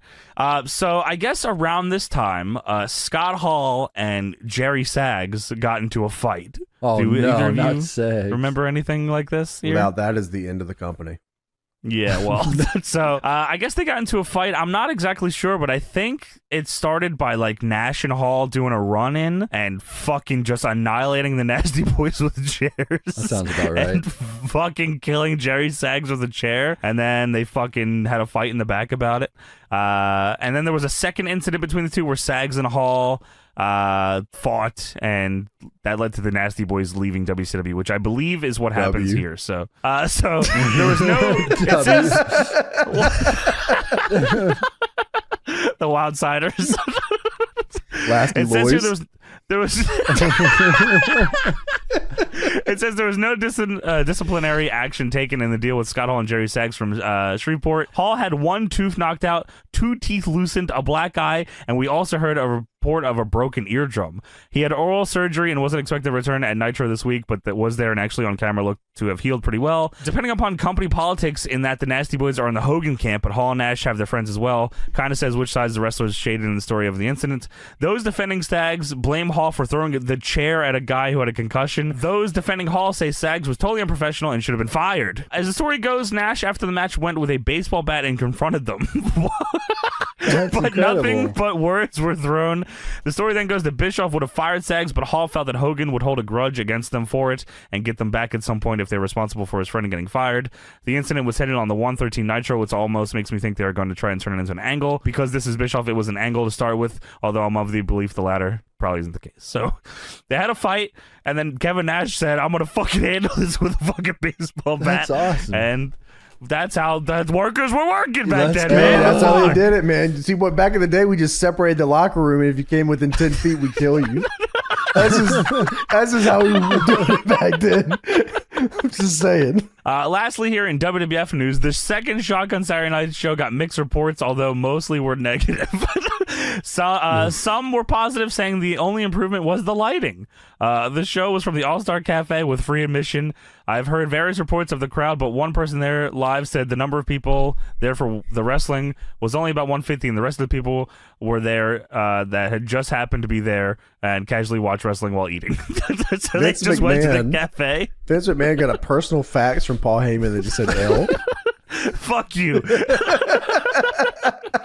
Stinky Winky. Bad show. Get fucked. That'd be crazy. Get a whole ass piece of paper. Heyman faxed him and said, "Stop trying to kill our territory." He just faxed him a picture of his butt or something. Xerox. That's what I was doing. Dude, how was Shotgun Saturday Night even a good idea? It was like, we're going to run a show where we can't draw any fans that want to pay, and we're going to syndicate this show on local New York market. That's a great concept. Good idea. Tony, by the time we're done this review, everyone is going to believe that Shotgun Saturday Night should have survived. I was talking to Giant for it. The idea for this show is not bad. Like, the idea of like a quick hour fucking shot adult show or whatever. Yeah. But like this is like an adult show in like a Vince McMahon world. This isn't like a regular adult show. This is like whatever Vince This is what Vince McMahon thinks that adults want to watch. Yeah, he said we're rocking his adult style over here. Look at that shit. We got Mother Schmuck. Yeah, get out here and everybody wants to fuck Sonny, don't ya? That's insane. Observer from December 28th, 1998, of course, just before the show happens here. The holidays. Big fucking stuff here about the Bret Hart Wrestling with Shadows documentary that I didn't even know about, and I thought it'd be fun to talk about on the show here. So, there was a lawsuit between the WWF and WCW over this documentary, actually. The latest in the legal business between WWF and WCW was a lawsuit filed earlier this month as regards to the recently aired and generally high-acclaimed movie Hitman Hart Wrestling with Shadows. WCW filed a suit asking for in excess of $3 million in a Stamford, Connecticut court for restraint of trade against Titan Sports Inc. In the lawsuit, WCW claims WWF went out of its way to stop High Road Productions in Canada from releasing its documentary, and in doing so kept Turner Broadcasting and WCW from attempting to acquire the rights to the movie. In a story detailed in these pages months ago, and was the subject of even more detail in the cover story, Turner Broadcasting attempted to buy all U.S. rights to the movie, hoping to release it as its first pay-per-view movie, then as a primetime television special on TBS or TNT. The story of this lawsuit and how the movie almost didn't get out is nearly as strange as the story itself the movie covered. The producers signed a deal with WWF and Hart that they would cover 1 year in the life of Hart to create a movie. There was no time frame in the contract, but the understanding while making the movie is the wrestling footage in the movie would climax at SummerSlam when Hart captured the WWF title. The original plan was for Hart to win the title from Shawn Michaels months earlier at WrestleMania, but that's an old story. In return for movie publicizing the behind the scenes of the WWF, with a gentleman's agreement to not show any footage specifically of Steve Austin or Undertaker breaking character, but everyone else was fair game. Especially Val Venus. Get out of our company! Expose him! Expose him! He fucks nobody! WWF would supply High Road with all the footage requested of its product, and in particular Hart's career both in and out of the ring. The contract also stipulated that WWF would have all its performers in the company sign privacy release forms so they could appear in the movie. In return, the WWF would receive $30,000 plus a percentage of eventual profits. Hart himself will also be compensated for the movie. But after Montreal, everything changed, and the WWF demanded High Road turn over all its footage shot in Montreal. High Road refused, citing its contractual rights and also because Hart himself refused to consent with that request. WWF refused any cooperation from that point forward, despite the contract, nor did they return the privacy release forms. The belief is WWF stopped cooperating because it may have gotten wind that Turner's interest in the movie. When High Road reached a deadline for needing release forms, McMahon made a proposal that the WWF would supply all material needed in the release forms and give up its cut of the royalties on the condition that there is no direct financial involvement regarding the movie with Turner. The only way this fucking movie got out is if they didn't let WCW have their hands on it at all. Wow. Which I didn't know any of that. I didn't know WCW want to buy that. I didn't, because I always wondered, like, what a fucking perfect storm this was. That this, that was like, I feel like the only thing that ever made me like, is the screw job kind of bullshit? Was fucking Wrestling with Shadows. How did they film this perfect documentary? Yeah, how perfect was this? What are the odds? Yeah. I mean, they probably had to be feeling good about that. They said, man, we got it. We got them, boys. That's like unbelievably money. In more ECW news, I feel like every time I talk about ECW, news, they lost some more money here. Paul Lee owes Rob Van Dam a lot of fucking money. Business dealings with FMW may have fallen through. Oh my gosh. Oh my. ECW claims they were screwed on their promised money from the last tour by FMW, although Heyman said he was expecting it to happen. The money in question is what we brought up a few weeks back about FMW wanting to be reimbursed for what they claimed were unused, non-refundable plane tickets from no shows by Bam Bam Bigelow, Chris Candido, and Tammy Sitch, and an upgrade from coach to business class on a previous appearance from Bigelow. So it is actually about money, but not about losing money. They want money that they don't have from FMW. That's awesome. In WCW news, at this point, it seems like a 98% lock that the Giant will be done with his contract as it expires on February 9th. He may get liposuction done so he can start in Titan without a big gut. Meltzer says, I guess it must be really old-fashioned and out of date to suggest things like diet and exercise.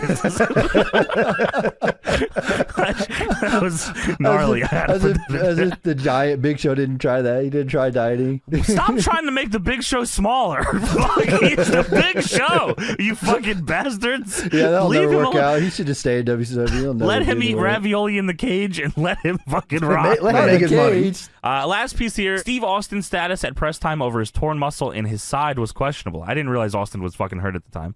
Austin needs to be close to as 100% as possible for the Rumble, since the storyline has him starting at number 1 and being there until the end, which would be 30 to 45 minutes depending on how the time limits are booked. So they have to give him time to heal properly. And then I think in another observer it says that they gave him all house shows off up until like the Rumble. Jumping ahead just a little bit here, he wasn't even supposed to be involved with the finish of this main event, which in hindsight is unbelievable to me because that's like the fucking peak of the match. That's it. Yeah, that is. Speaking of the whole show, is like he was there filming a Super Bowl commercial, and they said, "Hey, you want to You want to just fucking do this?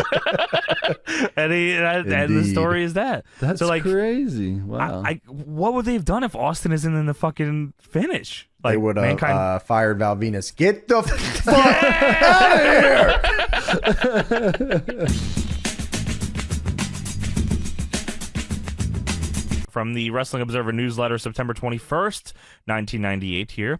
Got a lot of incidents here going on, a lot of controversy at the time. The Giant was arrested on 9/9 in Nassau and released later that day on his own recognition on third-degree assault charges stemming from his punching and breaking the jaw of Robert Sawyer Jr.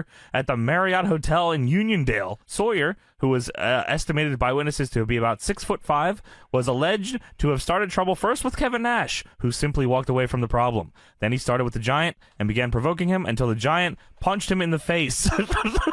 That's awesome. And a very funny line regarding this incident. In Newsday, it said that the police took more than 2 months to get White to turn himself in because authorities had to determine that he was the man who hit Sawyer, which I imagine probably wouldn't have been very hard to figure out. That the Big Show looks like the Big Show. Actually, the belief is that White knew he needed to clear up the problem to avoid being arrested when WCW returned to the area on November 9th. So, also, speaking of people getting arrested, Jim Neidhart was arrested in Pensacola, Florida, and charged with writing a bad check of $174.20 to a public supermarket in 1996. Neidhart he was arrested. Yeah. For a bounce check? Well, I think they just wanted to arrest him anyways. I think it was a bounce check, and like this is from 96, so we're in 98 now. So like maybe he had a warrant because of it, because he never handled it. It says Neidhart was questioned at about 4 a.m. when he was in his car, and when the officer ran a computer check, it showed he was wanted in Lutz, Florida, near his former home of Tampa for writing a bad check, and he was released in the morning. Writing bad checks to supermarkets. Yeah, works? You fuck up a check and you got a warrant on your ass, James. Something you want to talk about? FBI, open up! Oh, shit, I gotta get the fuck out of here. So yeah, a lot of people getting arrested at the time there. In ECW and WCW news, the Sandman has officially signed a 3-year contract with WCW, believed to be $200,000 per year, and is expected to start in a few weeks. He was making about $156,000 per year in ECW, but his contract expired a few weeks back. But he was still getting paid $3,000 per week, although he was getting phased down. While his wanting to leave was no surprise, it was something of a surprise that WCW would take him, because aside from the classic ring entrance and his drinking and smoking gimmick, none of which he can do in WCW, there really isn't much to do with him, since his wrestling is terrible, and Paul Heyman protected him not only in the ring by booking him smart, but on promos by rarely giving him promos, lasting more than a carefully scripted line or two.